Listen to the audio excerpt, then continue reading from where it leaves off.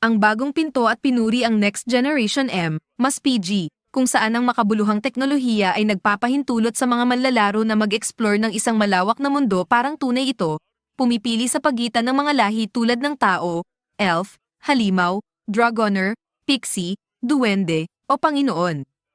Ang mga manlalaro ay maaaring sumali sa mga kaibigan sa isang pakikipagsapalaran kung saan maaari mong talunin ang mga makapangyarihang nilalang, mag-ipon ng walang hanggang kayamanan sa pamamagitan ng kalakalan, o maging isang panday at gumawa ng legendary weapons. Ano man ang ito, lahat ng iyong iniisip ay makakamit sa pag-abot sa bagong pinto, isang M na mas peak, na available sa buong mundo. Gayunpaman, sa kabila ng nakakatakam na pangako, isang araw ang bagong pinto ay naging isang literal na nakamamatay na laro, at mula noon, imposible nang lumabas sa laro, at ang pagkamatay sa loob ay nangangahulugang namamatay para sa totoong mundo.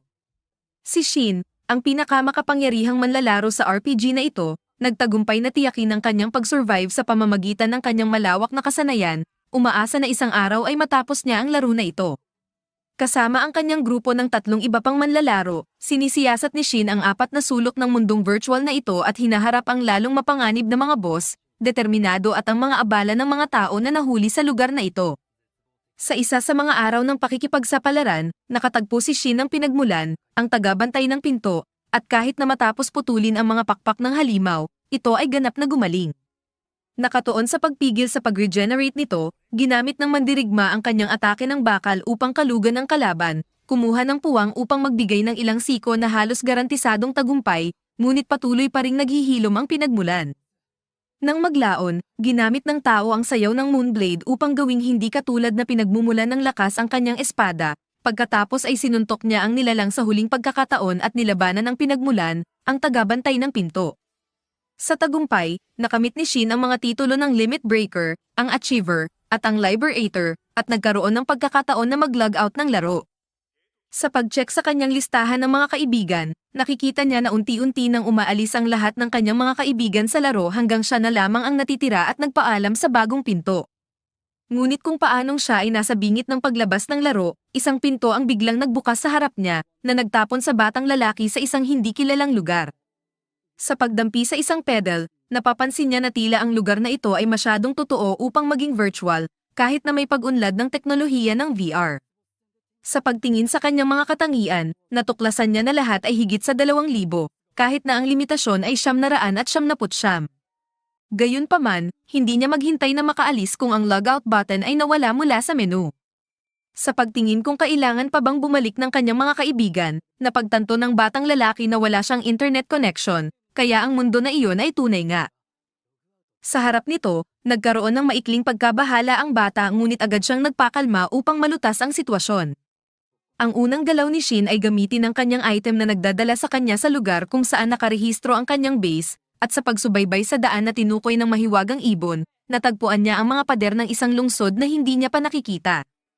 Gayunpaman, nagawa pa rin niyang hanapin ang kanyang tahanan matapos ang mahabang panahon, at doon ay may isang elf na nasa alanganin dahil ang ilang mga kawatan ay sinusundan ng kanyang Panginoon upang kumuha ng impormasyon. Inililipat nila ang elf, ngunit lumitaw ang isang malaking gurang na baboy mula sa gubat at pinatakbo ang mga lalaki. Nang ang halimaw ay malapit ng patayin ang elf, sinira ni Shin ang nilalang at napagtanto niya na kayang-kaya niyang baguhin ang lakas ng mga spell na gusto niyang gamitin, at tila ang bigat ng pisikal na atake ay bumabalik sa kanya sa huli. Pinasalamatan siya ng elf sa pagligtas sa kanya at ipinakilala ang sarili bilang Tian, ang kanyang Panginoon, na hinahabol ng mga lalaki, ay tinatawag na Snake-Razor, at siya ay ang Music.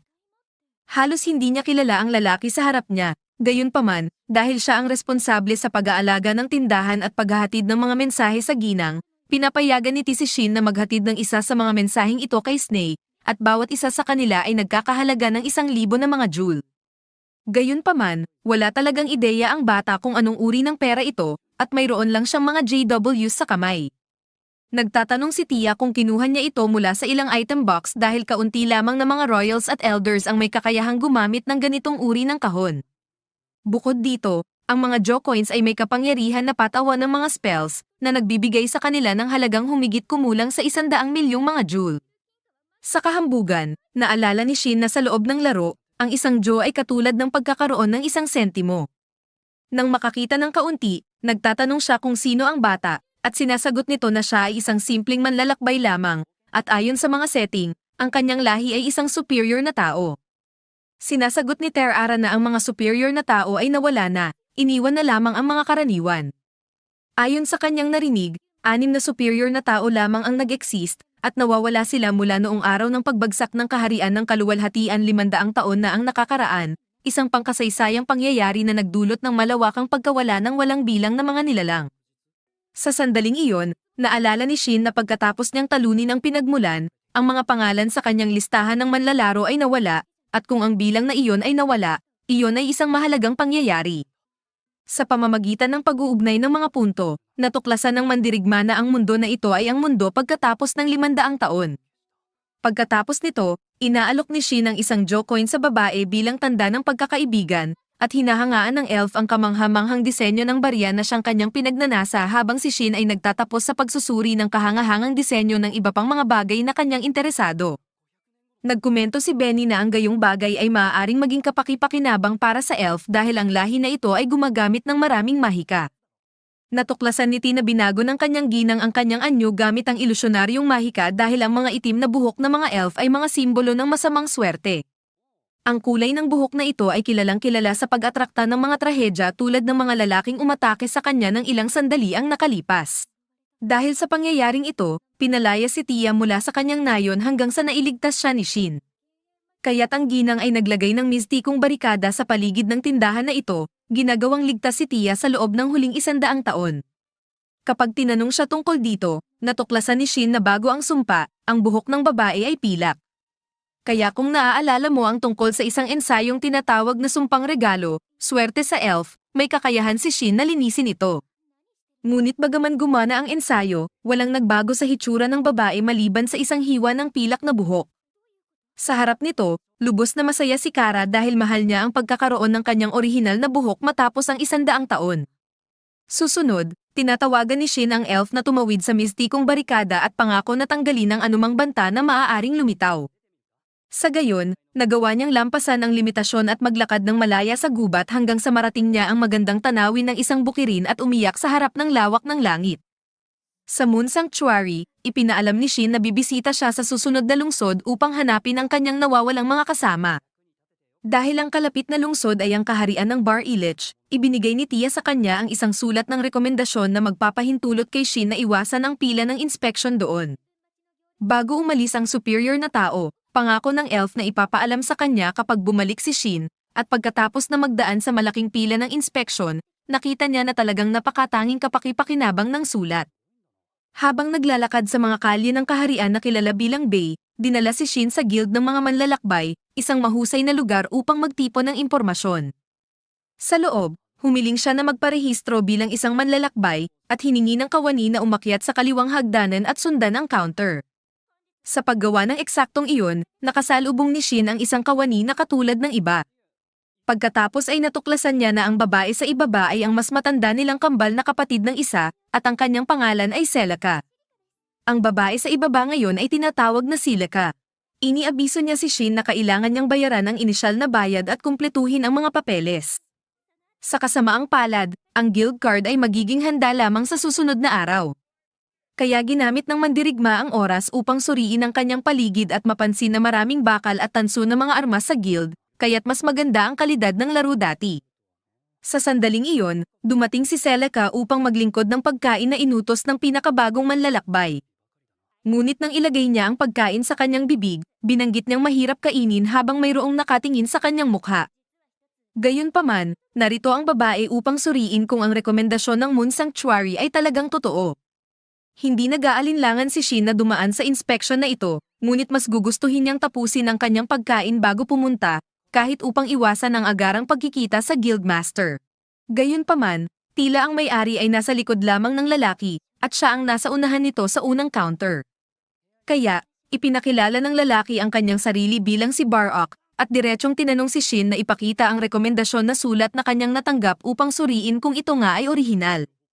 Inilalagay ni Barok ang isang tunay na sulat sa tabi nito, at yamang parehong hindi peke si Shin at ang manlalakbay, agad na ipinaalam ni Shin na si Tia ang nagbigay sa kanya ng sulat. Kaya ipinaliwanag ng Guildmaster ang ilang mga tagubilin na dapat na dumaan ng elf kapag naghahatid ng item na ito. Ipinaliwanag ni Barak na sa tulong ng sulat na ito, posible na pumasok sa halos anumang bansa nang hindi kinakailangang dumaan sa inspeksyon. Ito ay tinatanggap sa lahat ng mga guild, at sa kaso ng kaharian na ito ay nagpapahintulot ng pagsasagawa ng isang pag-audience sa hari. Upang magkaroon ng ganitong mahalagang item sa kamay, marami ang nagnanakaw o kahit pumapatay para maabot ang kanilang mga layunin. Kaya't dapat siguruhin ni Shin sa master na kaya niyang protektahan ang sulat na ito, kung hindi, ito ay mapipilitang wasakin. Sa ngayon, ipinapangako ni Shin na pangalagaan ang regalo na ibinigay ni Tia bilang pagpapahalaga sa pangalan ng elf. Na sinabi, tumayo si Barak upang batiin ang binata at nagpahayag ng mga mataas na asahan para sa kanya. Ngunit bago umalis, kailangan ni Shin na subukin ang kanyang mga kasanayan. Sa puntong iyon, sa wakas ng araw, pagod na pagod ang mandirigma mula sa lahat ng kaguluhan, kaya plano niyang taasan ang kanyang ranggo sa lalong madaling panahon pagkatapos matanggap ang kanyang guild card. Kinabukasan, nagising siya sa eksaktong kinaroroonan niya, kaya't napagtanto niya na hindi siya talaga nasa isang bangungot. Pagbalik sa guild, pinasalamatan ni Shin si Celica sa rekomendasyon at napansin ng babae ang bagong damit ng binata. Sinabi niya na sa mga iyon, mas malaya niyang nararamdaman na gumalaw. Gayunpaman, alam niya na hindi dapat maglakad ang isang adventurer na may gayong nakakasilaw na kagamitan bago pa. Kaya't ibinigay ng kawani ang card sa manlalakbay at binalaan na may 9 na antas ng manlalakbay, SSS at mula sa A hanggang G ang pagtatapos ng mga trabaho ay nagbibigay ng puntos upang umangat ang antas, at maaaring tanggapin ng mga manlalakbay ang mga trabaho hanggang 2 antas sa itaas ng kanila. Agad na sinabi ni Shin na gagawin niya ang isang misyon upang mangolekta ng damo ng Hill, isang kilalang sangkap ng albularyo. Kaya sinabi niyang palem at umalis. Habang lumalayo ang binata, pinansin ni Celica na hindi siya tila masyadong nakakaimpluwensya, kahit na kinilala siya ni Barak para sa kanyang kakayahan. Isang sandaling pagkatapos, si Shin ay naghanap ng damo ng Hill sa loob ng 3 oras hanggang nakakilala siya ng isang halimaw na kakaiba ang paggalaw sa radar. Sa paghahanap sa halimaw, natuklasan ni Shin ang isang skulljack, isang antas 350 na halimaw. Sa pagkakakita sa isang kalapit na sirang karwahe, napansin ng manlalakbay na ang kakaibang paggalaw ng nilalang ay dahil ito'y nakikipaglaban. Naalala ang mga manlalakbay sa guild na nag-uusap tungkol sa isang Scalish Jack na nagiging biktima sa paligid, desidido si Shin na tapusin ang halimaw ng tuluyan. Ngunit ang lakas at bilis ng kalaban ay nagpapahiwatig na hindi ito magiging madali. Kakaiba nga, ang nilalang ay isang undead na may dalang light element sword, at hindi pa nakakita ni Shin ng ganoon noon. Sa pag-atake muli, hindi nagawa ng tao na magdulot ng malaking pinsala sa kalaban, at hindi na kayang mapanatili ng kanyang espada ang marami pang saksakan. Kaya't nagpa siya si Shin na subukan ang kanyang limit break skill upang sumalakay laban sa Skulljack at sirain ang puso nito. Gayunpaman, nagdadalamhati ang binata na ang espada ng bungo ay lumipad palayo at hindi niya ito makuha, ngunit hindi man lang mayroong isang mahalagang loot gemstone kasama ito sa kanyang kamay. Nagmumula nang magsimula si Shin na maniwala na ang tunay na mundo ay mas masaya kaysa sa inaakala niya, samantalang ang espada ay umiikot hanggang sa ito'y sumaksak sa bintana ng isang babae na nagngangalang Ryan. Matapos suriin ang tibak, nagtanong ang mga sundalo kung ano ang gagawin dito. Pagkatapos, hiniling ng pinuno ang pagdating ng isang taga-aritista upang matukoy ang komposisyon ng sandata at alamin kung sino ang nagtapon nito sa kastilyo. Nagsalita sa kanyang sarili, tiyak si Ryan na ang tibak na ito ay pag-aari ng isang napakalakas na tao. Pagbalik sa lungsod, nakita ni Shin ang mga manggigisda na seryosong sugatan. Tinanong niya ang isang sundalo kung ano ang nangyari.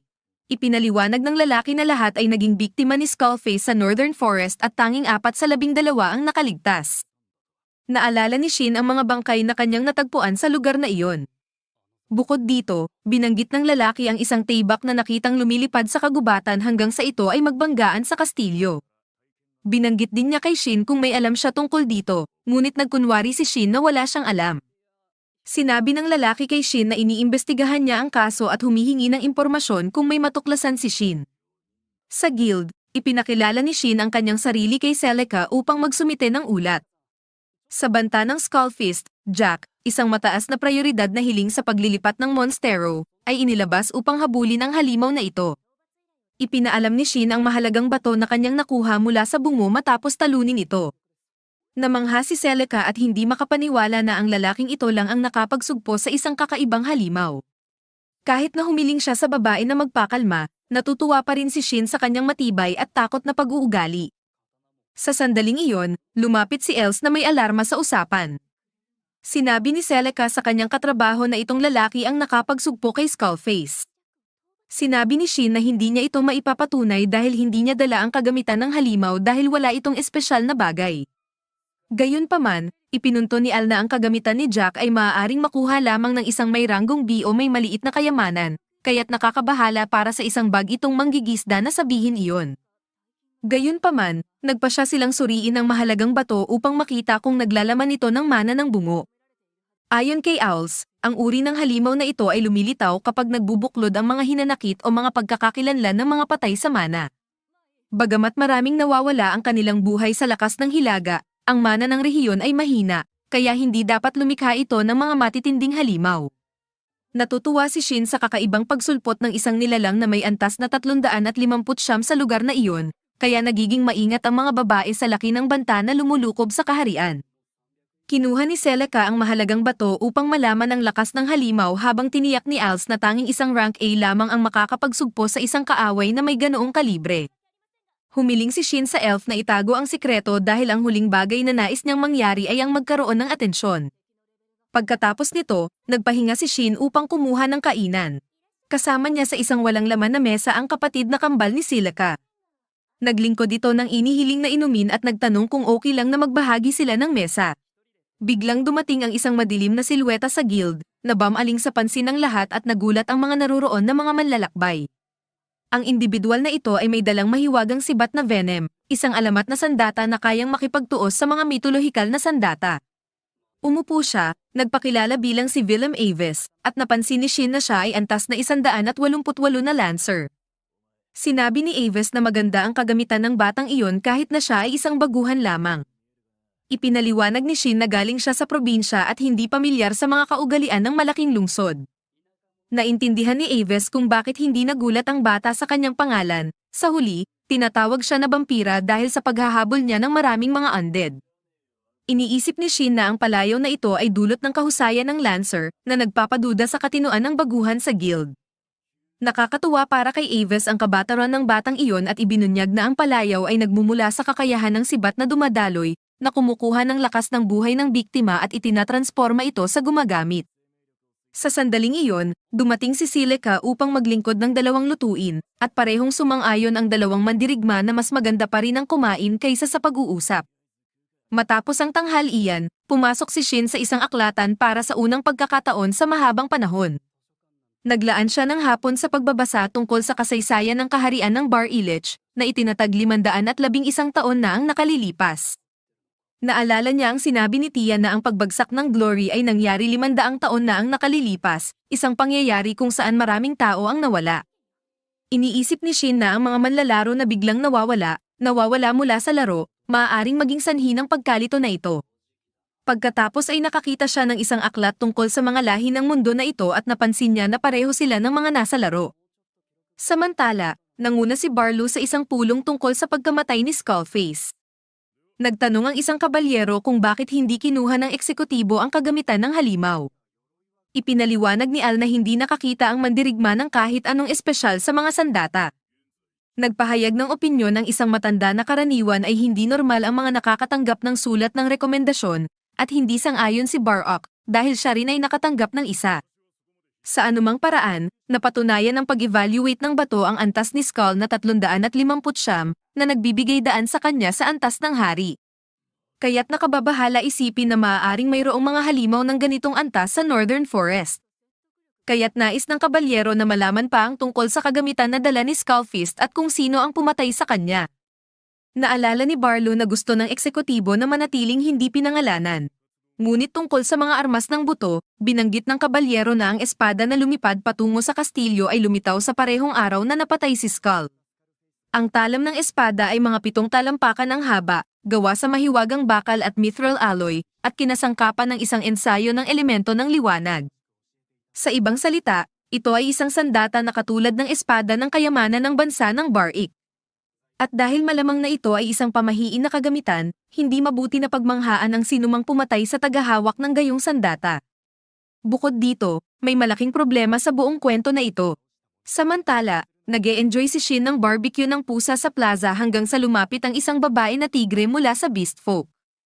Nag-aalok si Shin ng isang tusok-tusok sa kanya, at kinuha ito ng babae ng walang seremonya. Pagkatapos kumain, nakakuha siya ng kumpiyansa na ipakilala ang sarili bilang Millie, kaya naman sinabi rin ni Shin ang kanyang pangalan at tinanong kung may kasama siyang uuwi sa kanya. Sa sandaling iyon, tinuro niya si Willem, na tila isang di inaasahang pagkikita. Iniisip ni Shin na anak ito ng lansero, ngunit ipinaliwanag nito na isa siya sa mga bata mula sa ampunan ng simbahan. At dahil medyo malikot si Millie at may kadalasang tumatakas, madalas niyang pinipilitan itong habulin. Sa anumang kaso, nagpapahayag si Willem na si Millie ay napakahiya, kaya't siya'y nabigla na nakipag-interact ito sa binata. Patungkol dito, lumapit ang babae at hiningi sa binatang iligtas ang isang pusa sa Northern Forest bago umalis. Habang nagpapahinga si Shin sa kanyang kwarto, iniisip niya kung bakit hiniling sa kanya ni Millie na iligtas ang pusa. Ngunit wala siyang ibang gagawin hanggang sa dumating ito, kaya't nagpasya siyang suriin ang bagay na iyon.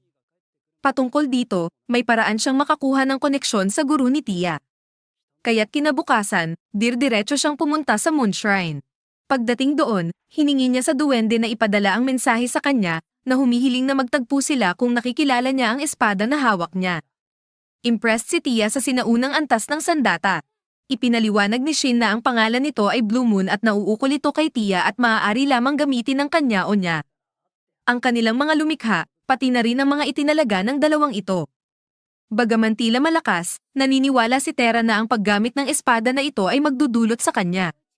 At iniisip ni Shin na ito ay dahil sa material na ginawa ang sandata.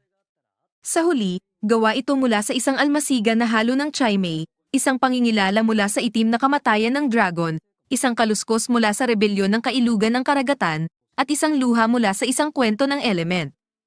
Sa liwanag nito, binanggit ni Terra na wala nang maaaring magpakatakot sa kanya kapag dumating si Shin na may lahat ng mga kwento na ito. Kaya humingi ng paumanhin si Shin ngunit ipinunto na ang Blue Moon lamang ang paraan para maalala siya ni Tia. Kaya't pumayag si Terra na tumulong, at ibinigay ng adventure sa kanya ang isang mahiwagang sulat na makakarating sa kanya kahit nasaan siya. Si Terra ang magpapadala nito kay Shin kung may marinig siyang balita mula sa kanyang guro. Sa simpleng pagsulat ng pangalan ng tatanggap at pagbanggit ng salitang, ipadala. Nagtanong si Terra kung bakit hindi mismo sa Tia ipapadala ng binata ang sulat na ito, at ipinaliwanag niya na sinubukan na niya ngunit hindi gumana. Dahil dito, kailangan niyang patunayan kay Tia na gumagana ang mga sulat na ito. Kaya iniwan niya ang dambana, at agad dumating ang sulat para sa elf. Pagkatapos niyang ipadala ito, ang bagay ay, sa ilang kadahilanang di malaman, hindi maaaring ipadala ang mga sulat na ito kay Tia. Marahil dahil hindi pa niya ito nakikilala sa mundong ito. Na-impress si Terra, kaya humingi siya ng ilang mga sulat para sa kanyang sarili. Kaya't sinamantala ni Shin ang pagkakaroon ng maraming tira at ibinigay sa kanya ang ilan. Dahil nag-aaral siya ng mahika, nais ng elf na pag-aralan ang mahiwagang bagay na ito. Kaya ibinigay ni Shin sa kanya ang 3 para masaklo ang bayad sa pagpapadala na hiningi niya. Pagkatapos umalis ng adventurer, nagtataka si Terra kung bakit hindi niya ipinadala ang mga ito diretso sa kanyang guro dahil kilala niya ito sa mundong ito. Maraming oras ang lumipas, dumating si Shin sa Northern Forest sa paghahanap sa pusa. Ngunit isang nakakatakot na boses ang nagsabi sa batang umalis. Alam niyang ito ay isang mahiwagang pambalot na ensayo. Ngunit dahil siya ay matibay sa mental na panghihimasok, hindi maapektuhan si Shin ng pambihirang ensayong ito. Bagaman ito pa rin ay isang palatandaan na may paparating na kaganapan. Habang siya ay patuloy na lumalalim sa gubat, natuklasan ni Shin ang isang malaking hagdang may pugad ng ibon sa tuktok. At sa dulo nito, natagpuan niya ang isang dambana. Agad siyang dumating doon, ang madilim na boses ng gubat ay nawala. Kaya't sa palagay niya, ito ang sentro ng pambalot. At habang tumatawid siya sa pugad ng ibon, isang kakaibang tunog ng pagkalis ang naganap. At sa sandaling pumasok siya sa dambana, nakita niya ang pusa na nakahiga sa gitna ng isang ritualistikong simbolo. Lumapit si Shin at napagtanto na ang batang pusa ay may lason at sumpa. Kaya nagmadali siya upang pigilan ang pagkamatay ng hayop. Nagpahinga si Shin ng magalingin ng hayop ngunit nag-alalang muling marinig ang isang kakaibang ingay. Ang kanyang radar ay nagpapahiwatig ng paglapit ng isang hukbo ng mga kaaway na mga undying skeletons na may bitbit na mga sandata. Isang malaking bilang ng mga kaaway, kaya't isinisumpa ni Shin ang isang sibat gamit ang isang kamay habang hawak ang pusa sa kabila. Habang lumalapit ang hukbo ng kaaway, binigyang buhay ng adventurer ang piercing groove upang wasakin ang kalahati ng mga kalaban at pagkatapos ay ginamit ang kanyang Shin-ining na bulaklak upang talunin ang natitirang mga bungo. Gayunpaman, natukoy ng radar na dalawang kaaway sa harap na hindi pa nakikita ni Shin. Kaya ang dalawang imbakan ng pusa ay nag-iba at nagpapakita ng dalawang invadadong golems sa antas na 674. Ang Blue Fox ay umaatake gamit ang mahika ng yelo samantalang ang Red ay mahusay sa sining ng apoy. Ang madilim na ulap sa bahaging ito ng gubat ay nagpakilos bilang isang miasma na naglilikha ng mga kakaibang nilalang na ito. At wala nang ibang pagpipilian si Shin kundi ang pag-alis sa kanila gamit ang mga shadow bonds. ETA uli sa mga golems, ngunit naglabas ang mga ito ng miasma mula sa kanilang katawan hanggang sa ito ay bumuo ng isang usok na nagdulot ng epekto sa pusa. Sa lalong madaling panahon, nakalaya na ang mga hayop mula sa mga tanikala at nagsisimulang umatake sa mandirigma, na halos hindi makakita ng kalaban sa gitna ng mist. Gayunpaman, itinuro ng Fox ang magic circle kung saan ito naroroon. At tumakbo patungo sa gitna nito, nadiskubre ni Shin na ang mist ay hindi pumapasok sa simbolo. Bukod pa sa pagpapakita ng lokasyon ng mga kaaway. Habang ang mga halimaw ay umuusad muli, si Shin ay nagtawag ng arco ng mga tanikala upang hulihin ang mga ito habang nagtatapos ng laban sa isang cataclysmic strike. Ang kamatayan ng mga nilalang ay nagpawi sa mist, kaya't sumayaw ang pusa sa tao na nagligtas dito. Sa pag-aanalisa sa hayop, natuklasan ni Shin na ito ay isang antas na 211 na element tail. Isa sa pinakamalakas na mga halimaw sa Newgate. Ngunit dapat itong magmukhang humanoid, isang malaking pusa, sa halip na isang maliit na cub. Ano man ang mangyari, sinamantala ni Shin ang pagkakataon na yakapin ang munting pusa, na ngayon ay nakadikit na sa kanya sa pasasalamat. Na may bagong alaga sa kanyang ulo, nagmuni-muni si Shin na hindi niya pa nakita ang mga golem na apektado ng miasma at isang cub element tail sa laro. At umaasang ito ay maging isang tanda kung paano bumalik sa kanyang mundo. Samantala, si Tia ay tumanggap ng isang mahiwagang liham sa kahilingan ng kanyang Panginoon.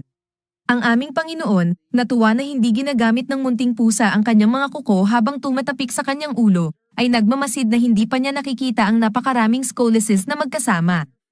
Kaya naman, iniisip niyang dapat niyang iulat sa guild, ngunit hindi pa babanggitin ang elementong T sa ngayon. Kaya naman, ipinropose ni Shin ang isang pakikipagtulungan sa isang maliit na nilalang kung saan ang tao ang magiging tagapagpadala at kasama nito, na itinatago ang antas at uri ng hayop upang magkasama sila sa lahat ng oras. Sa masiglang tugon ng pusa, iniisip ni Shin na pumayag siya, kaya't sinambit niya ang mga salitang pang-aliw upang patunayan ang kanyang pagnanasa na laging maglakad kasama ang elemento ng kwento, at isang tatak ng pagkakaisa ay ipinanganak sa kanilang mga katawan matapos itong ay selyo.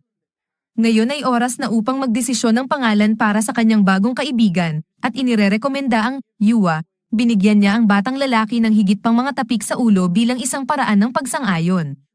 Susunod, natanggap ng manlalakbay ang isang mensahe mula kay Tyra na nagsasabing isinend na niya ang isang mensahe kay Shi, kaya't naalala ni Shin na ang elfo ay maaaring gawin ito nang walang anumang problema, kaya't nagpasya siyang bumalik kasama si Yuwa sa guild. Sa sandaling iyon, pagdating roon, naghahanap siya ng sinuman na makakatulong sa kanya, at tila ang mga kambal na Celica at Silica ay nag-aagawan upang magkaroon ng karangalan na iyon. Sinasabi ng mas matanda na siya mismo ang nasa harap niya, kaya't siya ang dapat na mag-alaga ng kanyang ulat. Sa kabilang banda, sinasabi ng mas bata na hindi ito karaniwan sa kanyang kapatid ngunit nagpa siya itong umurong. Samantala, muli pang tinanong ni Shin kung itutuloy ba nila ang ulat, kaya't sa wakas, si Celica ang kumilos sa kanya. Pagkatapos nito, sinaprevetsyon ng binatang lalaki ang pagkakataon na tingnan ang iba pang mga trabaho, at sa isa sa mga iyon, may isa na naghahanap ng tagapagmana para sa kakayahan ng mga ampunan ng simbahan.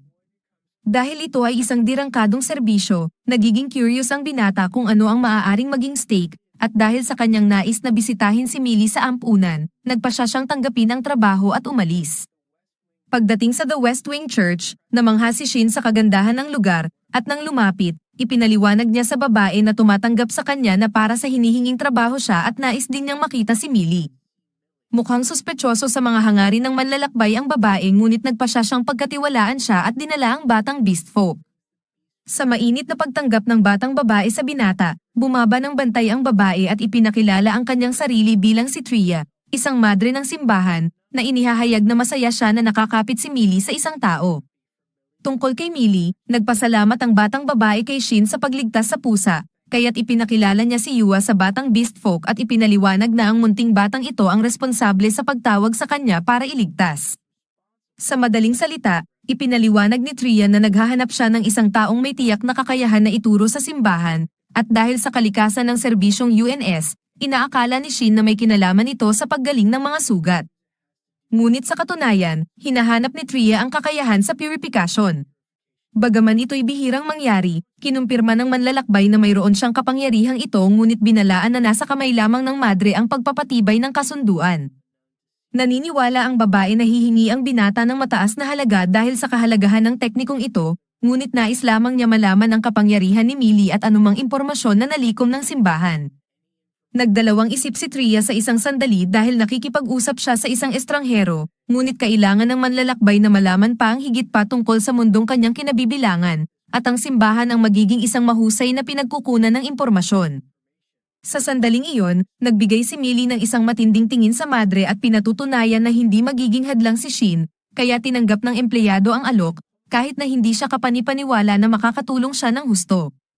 Gayunpaman, nais ni Shin malaman kung mayroon bang kilala si Tria na pumupunta sa simbahan na nagsasalita ng mga bagay na nakahuhuli ng kanyang pansin, bukod sa pagpapakita ng kapangyarihan ni Millie. Una, ipinaalam ng babae na si Millie ang may titulo bilang star composer dahil sa pagkakaroon niya ng mga pangitain tungkol sa hinaharap na laging nagkakatotoo. Binibigyang diin ni Shin na maaaring gamitin ng mga taong may masamang intensyon ang batang ito para sa masasamang layunin, ngunit kaya't laging hinihiling ni Tria sa mga taong nakakaalam na huwag ibahagi ang impormasyong ito sa sinuman. Bukod dito, binanggit pa niya na ang isang manlalakbay na dating ulila sa simbahang iyon, si Willem Eves, ay nakatutulong ng malaki sa layunin sa pamamagitan ng panggigipit sa sinumang nagsisipagdala ng pinsala sa mga bata doon. Kaya tinanggap ni Shin ang trabaho, kaya ipinaalam ni Tria na nais niyang matuto ang apo ng isang dating pari ng purification dahil magiging mas mapayapa ang mga bagay kung siya ang magmamana ng simbahan. At ang huling impormasyon na ito ay nagpaliwanag kay Shin na ang sitwasyon ay komplikado sa loob ng courtyard ng simbahan. Nagtitipon ang mga bata sa paligid ni Yua upang yakapin ang pusa, na pakiramdam ay nasa bahay sa mga kamay ng mga bata na hindi maiiwasan ni Shin na maramdaman ang pangungulila sa ganitong sitwasyon. Sa pamamagitan ng pagtatanong, tinanong niya kung gusto rin bang alagaan ni Millie ang munting hayop, ngunit agad niyang napagtanto na masyadong maliit si Millie upang gawin ito. Tungkol sa mga munting nilalang, napagod na si Yua sa mga yakap at bumalik sa ulo ng may-ari, at saglit lang pagkatapos, tinawag ni Millie ang pusa at itinabi sa kanya ng tuluyan, na nagpahayag na ito ang plano mula pa sa simula, na nakakatakot hindi lamang kay Shin kundi pati na rin sa mga bata na tumakbo palayo pagkatapos marinig ang kakaibang pahayag na iyon. Sa sandaling iyon, nakilala ng binata ang isa pang madre, at ipinaliwanag niya na sa kasamaang palad, malapit ng isara ang ampunan dahil walang pari sa simbahan sa ngayon at kailangan ng isa pang tumayo sa posisyon na iyon. Si Tria ang maaaring maging taong iyon, ngunit upang marating ang posisyong iyon, kailangan ng kandidato na magkaroon ng espesyal na kakayahan tulad ng purification na binanggit ng madre. Upang gawing mas masama, may kandidato para sa bagong pari na nais alisin ang ampunan dahil siya'y walang iba kundi isang sakim na baboy. Ngunit sinabi ni Tria na si Leia, ang dating apo ng pari, ay maaaring magkaroon ng karapatang magmana ng simbahan kung siya ay magkaroon ng espesyal na kakayahan na magpapigil sa buong lugar na mapunta sa kamay ng sakim na lalaki. Wala nang duda si Millie na aalagaan ni Shin ang lahat ng ito para sa kanila, at sinagot ng madre na tulad ng pagkakaalam niya kung saan nakatago ang bawat sandwich sa ampunan, maaaring tama si Millie tungkol dito. Kaya't napagtanto ni Shin na hindi lahat ay nakakaalam na ang batang iyon ay ang bituin na kompositor. Sa huli, nang pumunta si Tria upang tawagin ang manlalakbay sa courtyard upang makilala ang dating apo ng pari, natutulog ang lahat ng mga bata sa kandanggan ng binata, na hindi rin alam kung paano siya napunta roon.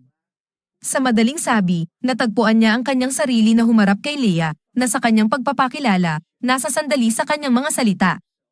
Binigyang diin ni Tria na ang batang babae, bagaman dedicated, ay maaaring maging medyo mapagpabaya sa mga oras na iyon, Kaya't sinabi rin ni Shin ang kanyang pangalan at pinatutunayan na siya ang maging responsable sa pagtuturo ng purification kay Leia, na kinumpirma ang kanyang sigasig para sa gawain. Gayunpaman, bago ang lahat, itinanong ni Shin kung may nakakaalam ba kung saan nagpapakita ng maraming mataas na antas ng undead sa paligid doon, at lumitaw si Willem. Nang tugunan ni Tria na karaniwan ang mga ito sa Ghost Plane, ang Spearman, sa pagtuklas sa lahat ng pangyayari, nagtatanong kung marahil ay masyado nang nagtitiwala ang mga madre sa estranghero. Ngunit iginiit ni Tria na malinaw na sinabi ni Millie na hindi magiging problema ang lalaki. Nagtanong si Willem kung nakakita ba ang batang babae ng anuman, at sinagot niya na oo.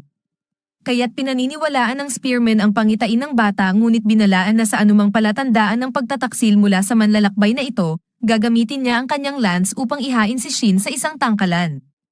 Hindi pabor sina Millie at ang mga madre sa maikling pika ng may karanasan na manlalakbay na nagpapatunay sa punto ng mga babae na nagtatanong ng hindi mapakali tungkol sa tinatawag na purification. Kaya't sa wakas, ipinahayag ni Shin na upang maipakita ang kakayahan na ito, kailangan mong talunin ang 200 undead na higit sa antas na 150 habang hawak ang isang bagay na tinatawag na banal na dasal orb. Gayunpaman, sa pag-iisip na bilangin ang pangwakas na suntok bilang isang kamatayan, babagtasin ni Shin ang lahat kaya't magawa ni Leia ang trabaho. Tungkol sa orb, medyo mahirap itong makuha, ngunit swerte na mayroon ng isa ang lalaki. Narinig ang lahat ng iyon, nakakapagtaka para kay Tria na sinasabi ng binata ang maraming bagay na para bang madali lang ito. Kaya't binigyang diin niya na tanungin si Sister Ala mismo kung kaya ba nitong harapin ang deal dahil sa mga problemang nangyayari sa kanya. Sumigaw si Willem na nagdala sa kanya pabalik sa buhay at sumang-ayon sa lahat. Pagkatapos, ipinaalam ng Spearman na sasama siya sa kanila habang umaasa si Tria sa kanyang kasamahan para dito. Samantala, nagmumuni-muni si Willem Avis na mayroon lamang isang paliwanag para sa garantiya ng bagong dating na ito na wawasakin niya ang isang pangkat ng mga halimaw na antas 150. Matapos ang pulong, sinabi ng inaakala nilang bagong dating kay Yua na aalis sila bukas ng umaga, habang lumitaw si Willem upang kumpirmahin ang mahalagang bagay sa binata. Dinala niya ang binata sa isang bar, at tinanong kung si Shin ay isang hinirang, ngunit wala itong ideya kung ano iyon. Kaya't ipinaliwanag ng espiritu na sila ay mga taong ipinanganak muli na may mga kakayahan at titulo na hindi dapat nila magkaroon, pati na rin impormasyon tungkol sa mga bagay at halimaw, kahit na walang alaala ang tao tungkol sa kanilang nakaraang buhay. Labis na naguguluhan, iniisip ni Shin na siya ay ipinanganak muli sa laro ngunit hindi bilang isang sanggol sa mundong ito, at ang superior na mga tao ay namatay na. Ngunit ginawa ni Willem na malinaw na hindi ang kanyang hangarin na pilitin ang bata na sabihin ang lahat. Sa ganon, natuklasan ni Shin na nakakabahala na natatakot ang mga tao sa lalaking ito kahit labis na maalalahanin. Kaya't ipinaliwanag ng Spearman na iyan ang impresyon na meron ang mga tao sa kanya kahit pa hindi niya gusto. Ngunit upang gampanan ang papel ng kontrabida, pinapangako niya na tanging dahil ayaw niya ang pag-iyak ng mga bata kapag inaaway sila ng sakim na lalaki. Kaya't niluwa ni Shin ang kanyang inumin at binigyang diin na alam niya na ang baliw na iyon ay talagang kakaiba at mabait. Nang magalit ang lalaki upang panatilihing nakabalandra ang kanyang pagiging kontrabida, hinihiling ni Shin na maghintay dahil nakatanggap siya ng mensahe. Ito ay mula kay Tyra na nagsasabing babalik siya sa lalong madaling panahon pagkatapos niyang matapos ang trabaho at hinihiling kay Shin na ipaalam kung siya ay umalis. Bilang huling tala, nagtatanong siya kung ano ang ginawa ng bata upang pag-interesan siya ng kanyang amo ng maraming tanong tungkol sa kanya. Pagkatapos basahin ang mensahe, pinindot ng manlalakbay ang isang pindutan sa nagbabadyang menu. Ipinaliwanag ni Willem na ang item na kanilang nakuha ay isang rekomendasyon na liham mula sa Moon Sanctuary, isang bagay na kanya rin. Kinabukasan, dumating ang grupo sa Ghost Plane, at maliwanag na takot si Leia sa responsibilidad na mayroon siya sa simbahan. Ibinigay ni Shin ang banal na dasal orb sa kanya, na nagpabigla palalo sa batang babae habang pinasasalamatan siya nito. Habang naglalakbay sila sa plano, lumilitaw ang ilang undead na kasama ang Bayehounds at tumatanggap papunta sa mga tao. Sumagot si Shin sa pamamagitan ng kakaibang ablution at sa pamamagitan ng pagpiit sa mga halimaw gamit ang kanyang mahika. Nagutos siya sa madre na kumilos. Pagkatapos ay itinuro niya ang samban sa mga lobo at ginamit ang kanyang kagalingang panlunas, na may baligtad na epekto sa mga undead at pinatutunaw ang mga ito. Tungkol naman sa mga kalansay, inaalis ni Willem ang kanilang mga paa gamit ang kakayahang light flower upang hayaan ang mga ito na maging vulnerable para sa kapatid. Kaya't habang patuloy na dumadating ang mga kaaway, ibinagsak ng mga manlalakbay ang lahat sa lupa para sa kanya upang mag-ipon ng mga kinakailangang patay. Sa paglipas ng panahon, nagsimula silang magpatuloy sa isang bahagi ng Ghost Plane kung saan mayroong mahikal na selyo na nilikha ng guild upang itaboy ang mga undead na may mas mataas na antas. Kaya tumawid ang grupo sa hadlang upang magpatuloy sa misyon. Sa mas malayo pa, sinusundan nila ang WRA Raptors at Jump-In sa malapit, kaya't si Willem ang bahala sa mga kalaban sa unahan habang hawak ni Shin ang kaliwang panig. Si Yua, sa kabilang banda, ay dapat mag-alaga kay Sister Leia. Sa madalit sabi, muling nagsimula ang isang pangkaraniwang estratehiya, at patuloy na naghahakot ng mga patay at nagal level up ang madre sa nakakatakot na paraan dahil ang pagkakaiba sa lakas sa pagitan niya at ng mga halimaw ay napakalaki sa puntong iyon. Inilapit ni Willem sa kanya ang isang napinsalang nilalang na kailangang pagbuburaan pa nga ng larawan ng produksyon. Saan man, pagkatapos malaman ang presensya ni Scaffs Jack sa Ghost Plane, ginamit ni Ryan ang higanting tibak na nagsanib sa kanyang silid upang puksain ang hukbo ng kalaban. Nagpahayag ng kanyang pag-aalala ang isang sundalo tungkol sa iba pang grupo ng ekspedisyon, ngunit hiniling ng isang elfo sa pinuno na ipagkatiwala na lamang sa kanya iyon. Pagdating sa gulo ng koponan, ang lahat ay pagod at walang pag-asa na talunin ang isang kalaban ng ganong kalakas. Ngunit umusbong ang elfo laban sa Skullface at sinira ang core nito sa pamamagitan ng isang sunod-sunod na nakamamatay na siko. Namangha ang lahat ng mandirigma sa kanilang tagapagligtas, ang makapangyarihang Shin. Ang elf ay gumagamit ng kanyang malawak na pagaling upang pagmulan muli ang lahat ng mga sundalo na naapektuhan ng Skullface Jack, at silang lahat ay nagbubunyi habang nadadama ang ginhawa dahil sa kanilang bagong pagkakataon sa buhay. Pinasasalamatan siya ng UDA Commander para sa tulong at inamin na iniisip niyang kailangan nilang umatras. Nagpapakumbaba siya sa kanyang tugon na tanging nagtagumpay lamang siya laban sa kaaway dahil na rin sa pagkahina ng mga sundalo. Binigyang diin ng commander na ang mga salita ng elf ay nagpapunuos sa kanya ng karangalan ngunit nagdadalamhati na ang mga undead ay hindi dapat lumitaw dahil sa tunay na hindi sila dapat lumabas sa Phantom Plane. Ang kaharian ng Bar Illich ay nagpadala pa nga ng mga elite troops upang pigilan ang panganib, ngunit ang elf pa rin ang nagtulakang naglaban sa kalaban na hindi kayang gawin ng buong eskwadron, bagamat ito'y inaasahan sa isang nilalang na nakipagsabayan sa mga mas magaling na tao. Gayunpaman, ayon sa mga ulat, ito na ang huling diregular na nilalang sa perimeter, kaya marahil ay tapos na ang problema. Gayunpaman, magpapatuloy siya sa pagsisiyasat sa lugar at iniuutos sa commander na gamitin ang mahiwagang bagay na ibinigay niya sakaling may maliit na bagay. Sa ganitong paraan, habang bumabalik siya sa kanyang misyon, siya'y nagagalak na sa wakas ay makita muli ang kanyang guro habang papunta sa kanyang direksyon. Sa malapit, patuloy ang grupo ni Shin sa kanilang misyon na kunin ang kakayahan sa paglilinis para kay Leia. Sa pagharap nila sa isa pang Skullface Jack, at habang tumatakbo ito papunta sa kanya gamit ang kanyang kahangahangang bilis, ang Venom Magic Lance ay nag-aalaga ng trabaho at madali nitong winasak ang kalaban.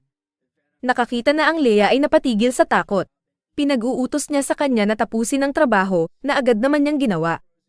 Habang bumabalik siya sa kanyang sarili, papalapit sa mukha ng bungo at nagpapalabas ng paggaling, ang berdeng mahiwagang enerhiya na lumalabas ay nagiging ginto, na nag-aalala sa grupo.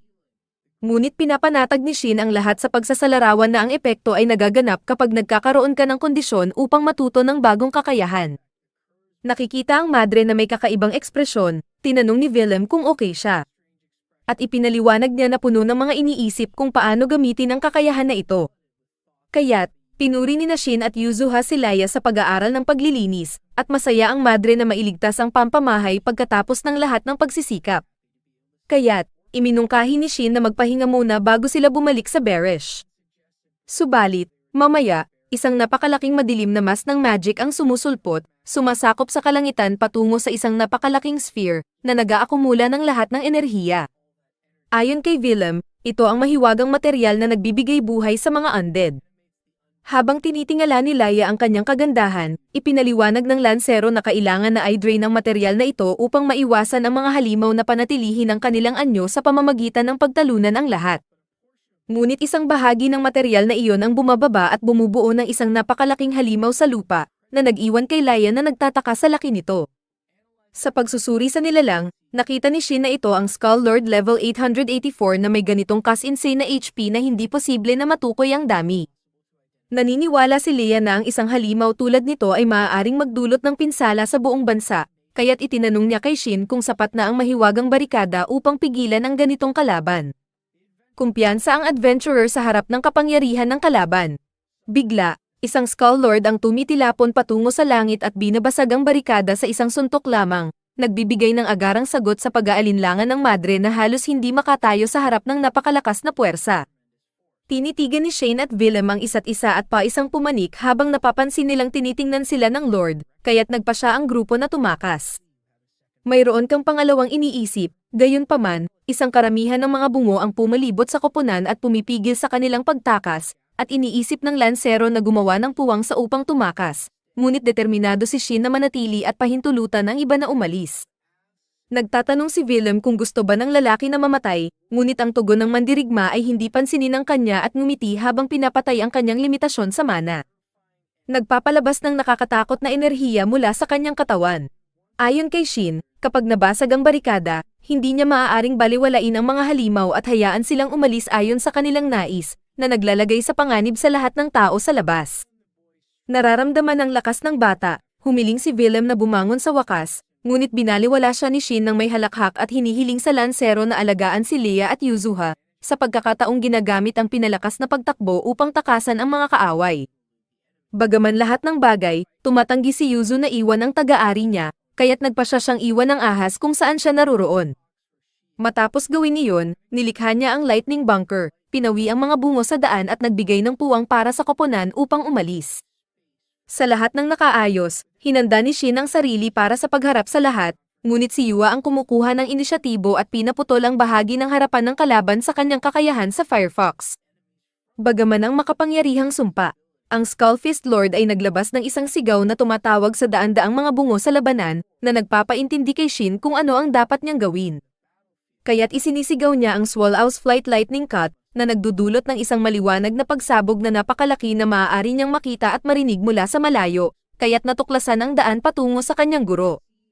Gayunpaman, puno ng mga bungo ang lokasyon na kahit ang mapa ni Shin ay punong-puno ng pula, kaya't pinagsisihan niya na hindi siya nandun upang tulungan sa sandaling iyon. Gayunpaman, lumilitaw ang asul na marker para sa mga kaalyado sa kalayuan, patungo sa kanyang direksyon, kaya't nagpa siya si Shin na gumawa ng isang detour sa gitna ng laban upang malaman kung sino ito. Paglapag sa isang bulaklaking lupain, nakasalubong niya ang kanyang alagang si Smee. Tinanong ni Shin kung kamusta siya, ngunit hindi sila pinabayaan ng mga bungo at lumalapit sa dalawa. Upang hindi masira ang eksena, lumikha si Yuzu ng isang mahiwagang barikada upang pigilan ang mga halimaw na lumapit. Kaya't bumalik si Shin upang makipag-usap sa kanyang kaibigan, ngunit siya'y biglang niyakap ng malakas. Bago ang lahat, itinanong niya kung mayroon ba ang guro na gustong sabihin, at iniisip niya na kailangan niyang humingi ng paumanhin sa pag-iwan sa kanya sa buong panahon o pasalamatan siya sa pag-aalaga sa tindahan. Ngunit sa bawat pagkakamali ng batang ito, mas mahigpit siyang niyayakap ng kanyang alaga. Kaya't mas maingat na pinag-isipan ni Shin ang susunod na hakbang hanggang maalala niya ang Moon Shrine noong panahon na inalagaan ito ng elf. Kaya't simpleng sinabi niya na siya ay bumalik, na may mga luha mula sa kanyang minamahal na alagad. Iniisip ni Smee na hindi na babalik ang kanyang guro, at nagmumuni-muni siya na dapat ay nawala na ang kanyang nakasave na data pagkatapos ng pagtatapos ng laro ng kamatayan, kabilang ang Moon Shrine, Smee, at ang iba pang mga tagasunod. Sa pagdating ng Skull Lord, nawala ng lakas si Yua at pinahina ang kanyang barikada. Sinabi ni Shin kay Smee na mas mabuti na nilang harapin ito bago pa man ito mangyari. Marahil sa pamamagitan ng paglulunsad ng isang malaking pagsalakay. Pagkatapos ng mahabang panahon, sa nasabing salita, itinaas ng dalawa ang isang kamay, banibilanggo ang kagubatan, isang malaking magic circle ang sumisiklab at nagpapabagsak sa kadiliman sa paligid at nagpapalitaw ng mga kalyadong nilalang tulad ng maliit na elemento. Hindi nasugatan ng santuaryo ang Lord ngunit pinahina nito, kaya't kumuha si Shin ng kanyang taybak at pinutol ang halimaw sa dalawa hanggang sa mabasag niya ang magic stone sa puso nito. Lumapit siya, ngunit sinabihan siya ni Shin na huminto kung saan siya naroroon habang nakikinig sa Lord na humiling ng lahat ng kapangyarihan para sa kanyang sarili. Habang namamatay ang halimaw, namangha si Shin sa pagiging boses ng halimaw na ito sa kanyang sariling mga mata. At kahit na iniisip niya na ang Skull Lord ay magiging isang kalaban na magbibigay ng mga hinto sa kanya, sa kasamaang palad, wala namang natuklasan. Sa hindi man lang, tila ang pinagtakhan na lugar na ito ay babalik sa kung ano ito noon. kaya't kinuha ni Shin ang pagkakataon na magkaroon ng payapang usapan sa elf malayo sa larangan ng mga bulaklak. Tinanong ni Shin ang kanyang kaibigan kung naaalala ba niya noong nagsabi siya ng palem sa iba at pumunta upang talunin ang Origin.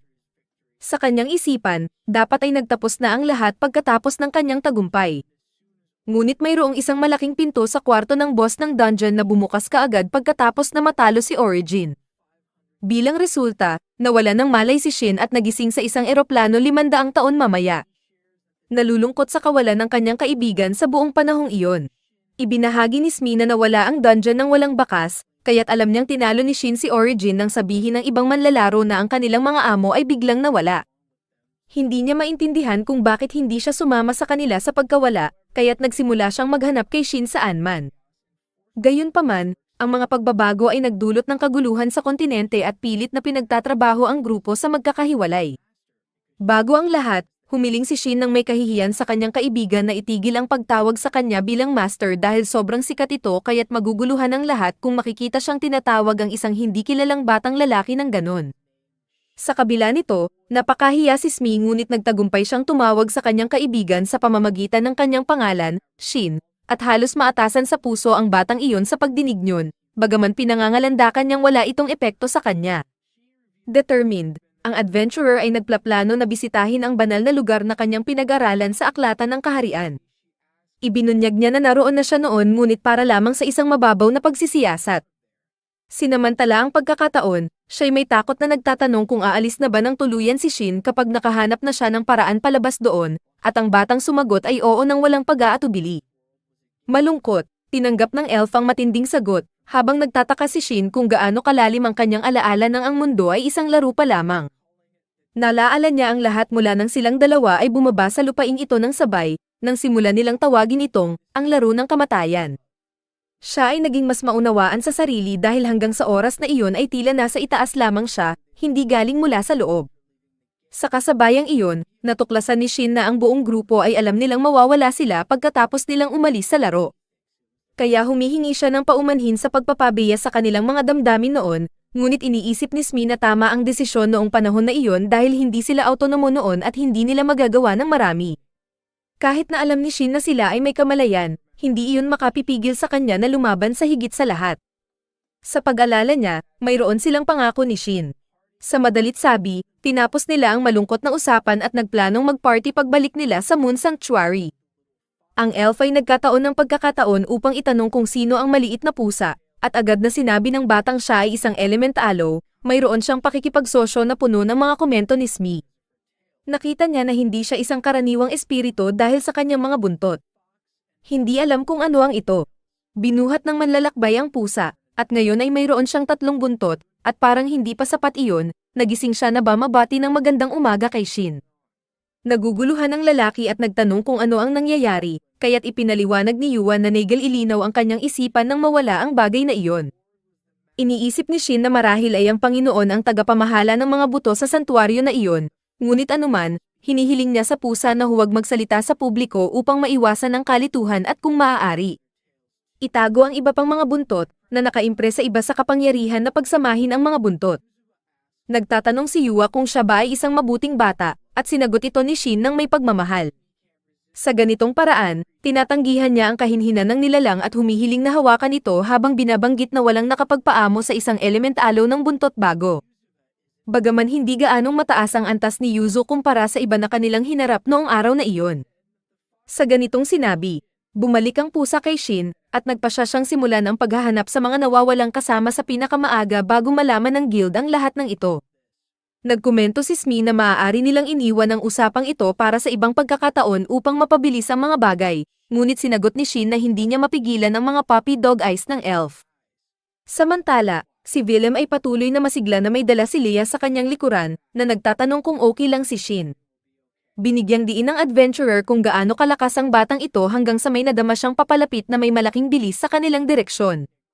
Sinasabi ni Will sa madre na protektahan ang kanyang sarili sa likod niya habang ang pagdating ng mga kaaway, ngunit si Shin at ang kanyang kasama lamang ang naroon, iniwan ang lansero na nagalit dahil sa takot. Sa mga sumunod na pangyayari, si Ryan at ang kanyang pangkat ng ekspedisyon ay nag-iimbestiga sa hiwalay na ginawa ng labanan sa pagitan ni Shin at ng Skullfist Lord. Ayon sa opisyal, isang grupo ng mga buto ang lumitaw matapos ang misteryosong tinig. Pagkatapos, isang liwanag ang pumuno sa kalangitan at nagpulbos sa mga kaaway. Kailangan nilang malaman kung sino ang responsable para rito. Ang pangkat ni Ran ay nakakita ng tibak ni Shin na nakakabit sa dulo ng hiwalay, nagpapahiwatig na ito ang nagdulot sa paghihiwalay. Bukod dito, nagulat ang isang kawal na kilala ang panday na nagmamarka ng kanyang mga produkto ng Falcon symbol na matatagpuan sa tibak na ito. Ang profesional na ito ay isang superior na tao na kilala bilang panday, ang pinakamahusay sa kanyang uri. Nabigla si Ryan sa narinig niya. Sinabi niya na dapat extinct na ang mga high humans, at sinabi ng sundalo na kaya hindi niya maback up ang kanyang teorya. Ngunit maliwanag na may espesyal na tao rito na kayang tratuhin ang mga armas sa antas na ito bilang disposable. Pagkatapos, iniisip ni Ryan na ang iba na panday ay dapat na may-ari ng Moon Sanctum, at sinabi niya na dapat silang magtanong pagkatapos nilang bumalik sa kaharian. Nagtataka ang sundalo kung ano ang gagawin niya kung totoo nga na may bumalik na high human. At sinabi ni Ryan na gusto niyang makipagduelo sa kanya. Sinabi niya rin na hindi niya masamang magpakasal sa kanya, at binalaan siya ng sundalo na huwag isipin na basta-basta na lang niya tatawanan ang tao na ito.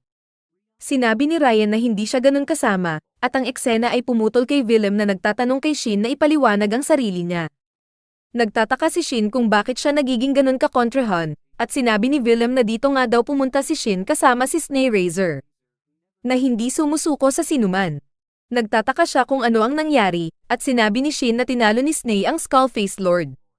Pagkatapos ay itinutok ni Willem ang kanyang sibat kay Shin, at sinabi niya na napansin niya ang di kapani-paniwalang mahika na ipinakita ni Shin, at hinihiling niya sa kanya na itigil ang pag-arte na parang wala lang ang nangyari. Sinabi niyang siguradong nagdulot ng kaguluhan si Shin sa likuran, at nagtaka si Shin kung paano nalaman ni Willem ito. Nagalit si Willem, at sinimulan niyang atakihin si Shin ng walang awa, ngunit nakatakas si Shin sa lahat ng kanyang saksak. Hinihiling ni Willem na itigil na ni Shin ang kababalaghang ito at ipaliwanag ang lahat, at sinabi ni Shin sa kanya tungkol sa kanyang pagiging high human at sa pagiging guro ni Snay. Iniisip ni Willem na ito ang nagpapaliwanag sa kapangyarihan sa mahika ni Shin, at sinabi ni Shin sa kanya na pinigil niya ang kanyang lakas noong panahong iyon. Binanggit niya kay Willem kung may natitirang talaan tungkol sa mga high human. At sinabi ni Willem na alam nila na ang mga high human ay sobrang lakas at ang pagiging eksperto sa mahika ay ang kanilang espesyalidad. Mayroong mga tao na may sarili nilang mga kwentong mataas tungkol sa kanila, at iniisip ni Shin na maaaring nakakainis kung malaman ng iba ang kanyang pagkakakilanlan. Binanggit niya kay Willem na siya ay isang panday, at tinanong siya kung gusto niya na siya ang magpagawa ng sibat nito. Sinabi niya na maaari niyang idagdag ang anumang gusto ni Willem. Ngunit tumanggi si Willem sa kanyang alok. Pagkatapos, nagising si Leia, at nagulat siya na makita si Shin doon. Natutuwa siyang okay siya, at sinabi niya sa kanya na nakatakas siya mula sa gulo na iyon sa paraang hindi inaasahan. Nakapansin si Leia kay Snay, at ipinakilala ni Snay ang sarili niya sa kanya. Nagulat si Leia nang malaman ang tungkol sa kanyang pagkakakilanlan, at magpapatuloy ang grupo sa kanilang paglalakbay pabalik sa kaharian. Sinabi ni Shin kay Willem na maghihiwalay na sila pagdating sa gate. At hindi ito inalintana ni Willem dahil hiningi lang nila sa kanya na makuha ang kasanayan na kailangan nila. Ang anumang mangyayari sa simbahan ngayon ay hindi nakasama sa kanyang mga gawain. At pagkatapos, dumating sila sa mga gate ng kaharian. Binigyan ni Shin ng isang mensaheng card si Willem upang makipag-ugnayan sa kanya sa oras ng emergency. Ngunit tumanggi si Willem na tanggapin ito, sinasabing wala naman itong kailangan. Binanggit niya na ang pakikipag-ugnayan kay Shin ay magdudulot pa ng mas malalim na pagkakasangkot sa kanya sa gulo na ito. At napagtanto ni Shin na hindi niya nais na isama ang mga tagalabas sa kaguluhang ito. Naiintindihan niya ang damdamin, ngunit ibinibigay pa rin niya ang sulat kay Willem, at sinasabi niya sa kanya na ipasok siya kung kinakailangan. Sinabi niya na hindi siya makakatulog ng maayos kung hindi siya gagawa ng anuman pagkatapos nitong masyadong malalim, at binanggit niya na hindi rin niya maiiwan ang unang kaibigan na kanyang nakilala at ang mga bata na kanyang pinoprotektahan. Humihiling siya kay Willem na tanggapin na lang ang sulat at huwag na siyang dagdagan pa ng kahihiyan. At umalis si Willem pagkatapos tanggapin ang sulat. Sinabi ni Snake kay Shin na hindi siya nagbago, at sa palagay niya ay palaging ganito siya. Hindi siya nagyayabang tungkol sa kanyang lakas, at palaging nagtatanggol sa mahina. Pagdating nila sa Moon Sanctum, gutom na si Shin. Sinabi ni Snay na dapat silang maghapunan ng sama-sama, at pumunta si Tiara doon. Excited na sinabi niya kay Sney na may gustong makipagkita sa kanya, at napansin niya na nandyan na si Sney kasama si Shin. Sinabi ni Shin sa kanya na may nangyari. At sinabi niyang dapat magkaroon muna sila ng kainan. Nagulat si Tiara na magkakasama silang kakain ni Shin, at nagtataka siya kung bakit. Sinabi ni Sney na si Shin pala ang may-ari ng Moon Sanctum. Tiara hindi makapaniwala dito, at sinasabi niya na ito ay dapat na gawing si Shin ang alamat na mataas na tao.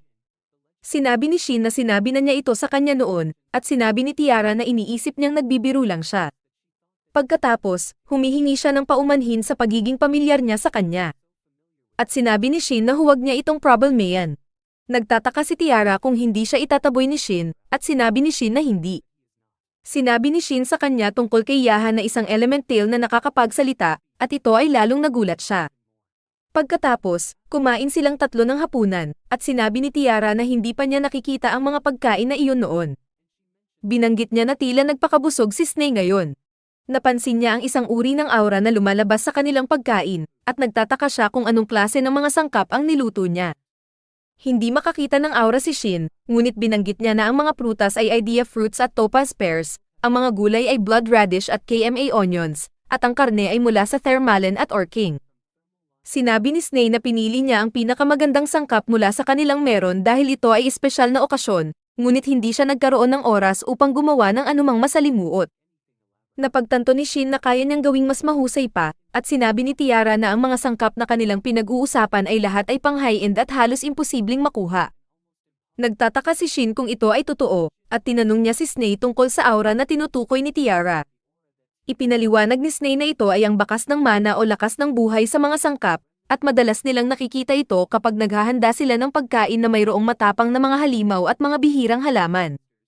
Pagkatapos, kumain silang lahat ng pagkain, at nasiyahan sila sa bawat kagat nito. Natuklasan ni Shin na ang mga karakter ng suporta ay naglakbay upang mamuhay ng kanilang sariling buhay. At sinabi ni Sney na nauunawaan nilang lahat na mas mabuti na huwag mag-alala tungkol kay Shin. Iniisip ni Shin na ito ay maganda, dahil ayaw niya na pumunta sila sa paligid na naghahanap ng isang tao na maaaring hindi pa rin naruroon. Sinabi ni Sney na kahit na ganoon, ito ay mula sa kanilang sariling kagustuhan, kaya hindi dapat mag-alala si Shin tungkol dito. Sinabi ni Tiara kay Shin na masyado siyang nag-aalala sa mga bagay, at napansin niya na lasing siya. Sinabi ni Tiara na nakakakita siya ng dalawang mga Panginoon. At tinanong ni Shin si Sney kung mabigat ang tama niya. Sinabi ni Sney na hindi pa niya nakikita si Tiara na ganoon, at pinatulog niya ito.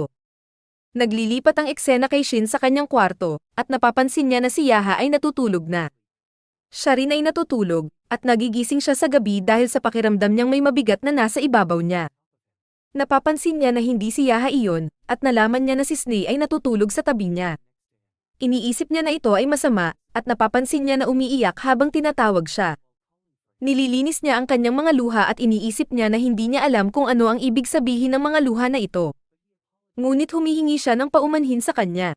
Sa anumang paraan, pagkatapos, nagigising siya sa umaga at napapansin niya na naging babae si Yaha. Nahihiya siya na makita na hubot-hubad ito, kaya't sinasabi niya dito na magdamit ng kahit ano. Binigyan niya ito ng isang bagay na karaniwang suot ng elemental sa laro, at sinasabi niya na mag-a-adjust ito sa sukat niya. Sinusuot ito ni Yaha, at lumalabas sila. Nagulat si Sney na makita na si Yaha ay maaaring maging tao rin, at pagkatapos nito, nagtataka sila ng almusal. Pagkatapos, nag-uusap sila at tinanong ni Shin si Yaha kung bakit siya naroon sa nasabing shrine. Binanggit niya na naroon siya dahil iyon ang pinakakaaya-aya sa loob, at tinanong niya kung alam ba nito ang simbolo na nakadrawing sa loob ng shrine. Sinabi ni Yuzuha na hindi, at nag-iisip si Shin na baka ito ay isang bagay na maaaring magpabagal sa mga sintomas at magbigay ng ginhawa. Siya ay nagtatanong kay Yaha kung alam ba niya ang anumang bagay tungkol sa maraming tao na nawawala 500 taon na ang nakakaraan. At sinabi ni Yaha na hindi dahil bihira ang mga taong dumadaan. Tinanong niya kung ano ang ginagawa niya sa templo, at sinabi niya na una siyang natutulog sa araw, ngunit bigla na lang nag-umpisa ang pagguho ng lupa at nag-iikot ang hangin. Ito ay nagising siya, at tiniyak niya na hindi masyadong magguho ang lupa. Nauunawaan ni Shin na may naganap na likas na kalamidad at sinubukan niya itong pigilan, at sa tingin niya ito ay may katwiran dahil ang mga elementals ay kayang gamitin lahat ng elemento. At inaakala niya na sila ay nakialam sa likas na kalamidad sa isang espesyal na paraan. Sinabi ni Yuan na ang lahat ng pagsisikap ay nagdulot ng sakit sa kanya, at siya ay nagpapahinga sa isang templo, at noong akala niyang mamamatay na siya, dumating si Shin upang iligtas siya. Masaya si Shin na nakarating siya sa oras, at sinabi niya na lahat ito ay dahil kay Millie. Binanggit ni Yuzuhan na muli niyang pasasalamatan si Millie, at sinabi ni Shin na dapat nilang dalhan ito ng regalo. Nagmungkahi si Sney ng sifal para sa regalo, at ipinaliwanag niya na ito ay isang elven na niluto na gawa ni Tiara. Sinabi ni Tiara na ibinenta niya ang ilan sa kanila sa isang pagnanais, at ngayon sila ay isa sa mga pangunahing produkto ng kanilang tindahan. Si Shin ay nagpapaalala sa kanya na hindi dapat magbenta ng pagkain si Sai, at sinabi ni Sney kay Shin na hindi nila maibabalik ang kanilang mga supply kahit gustuhin nila, dahil si Shin lamang ang makapagbubukas ng armory. Binanggit ni Shin na gagawa siya ng ilang tibak mamaya upang mapuna ng inventaryo. At sinabi ni Sney na mayroon silang dapat pag-usapan. Nagtataka si Shin kung ano ito, at binanggit ni Sney na gusto niyang ipakilala si Shin kay Gerard. Nagulat si Shin na buhay pa si Gerard, dahil 500 taon na mula nang maglaho ang kasaganaan at ang mga mataas na hayop tulad ni Gerard ay maaari lamang mabuhay ng hanggang 50 taon sa pinakamarami. Sinabi sa kanya ni Sney na dapat silang magmadali, dahil malamang ay hindi na magtatagal si Gerard at naghihintay siya para kay Shin. Binigyan siya ng paalala na pinag-isa ni Gerard ang iba't ibang tribo ng mga hayop at bumuo ng kinatatakutang Beast Alliance. Naalala ni Shin na tinawag siyang unang hari ng mga hayop, at sinabi sa kanya ni Sney na ang kasalukuyang hari ay ang ika-8 at mayroon nitong lahat ng lakas militar at kakayahan ng isang pinuno, at ito ang nagpahintulot kay Jart na maghintay kay Shin ng may kapayapaan. Iniisip ni Shin na kailangan niyang makita si Gerard sa kasong ito, at sinabi niya na maglalakbay sila ng normal dahil wala namang agarang panganib si Gerard. Tinanong niya sila kung makakalisan sila bukas, at sinabi nila na oo. Si Tiara ay nagsabi na babantayan niya ang tindahan tulad ng karaniwan, ngunit sinabi ni Sney sa kanya na sasama siya sa kanila, at binanggit niya na ngayong si Shin ay bumalik, hindi na nila kailangang maging pili sa lokasyong ito. Nagtataka si Tiara kung ano ang ibig sabihin nito, at sinabi ni Shin na dadalhin nila ang tindahan kasama nila, ngunit hindi maintindihan ni Tiara ang kanyang ibig sabihin. Sinabi ni Shin sa kanya na huwag siyang mag-alala tungkol dito, at binanggit niya na maganda para sa kanya na maglakbay kasama nila dahil sa wakas ay makakalisan na siya sa lugar na ito. Sumang-ayon si Tiara, at sinabi ni Shin na dapat silang magsimulang maghanda. Sinabi niya na kailangan nila ng mga supply, at binanggit ni Sney na una siyang magre-report tungkol sa Skullface Lord sa kabisera. Sinabi ni Shin na pupunta siya sa guild pagkatapos gumawa ng ilang tibak, at hahanap din siya ng trabaho patungo sa direksyon ng Farnet upang ma-promote. Nagtataka si Sney kung saan sila dapat magkita ulit, at sinabi ni Shin na ipapaalam niya sa kanya sa pamamagitan ng isang message card. Nagmungkahi si Sney na dapat silang magbuo ng isang party, at sa ganitong paraan ay magagamit nila ang telepatiya. Binuo ni Shin ang isang party, at sinabi ni Sney kay Tiara na dapat gamitin ang pagkakataong ito upang magparehistro bilang isang adventurer. Iniimbitahan ni Shin siya na sumama sa kanya, at sinabi niya na magbabago siya ng damit bago lumabas. Sinabi ni Shin na maghihintay siya para sa kanya habang siya ay nagpapanday ng ilang mga tibak, at silang lahat ay naghiwalay. Ang eksena ay lumipat kay Shin sa pandayan. At hinihiling niya kay Yahan na huwag hawakan ng anuman dahil may sumpang mga tibak dito. Pagkatapos ay nagsimula siyang gumawa ng tibak, at napansin niya na alam niya kung saan eksakto dapat tamaan ng bakal. Iniisip niya na dapat ito ay dahil sa kanyang kasanayan, at gumawa siya ng kanyang unang tibak. Napansin niya na medyo masyadong malakas ang kanyang ginawa dito, at imbued din ito ng mahika. Dahil ito ay lampas sa antas ng anumang bagay sa kaharian na ito, hindi ito mabebenta.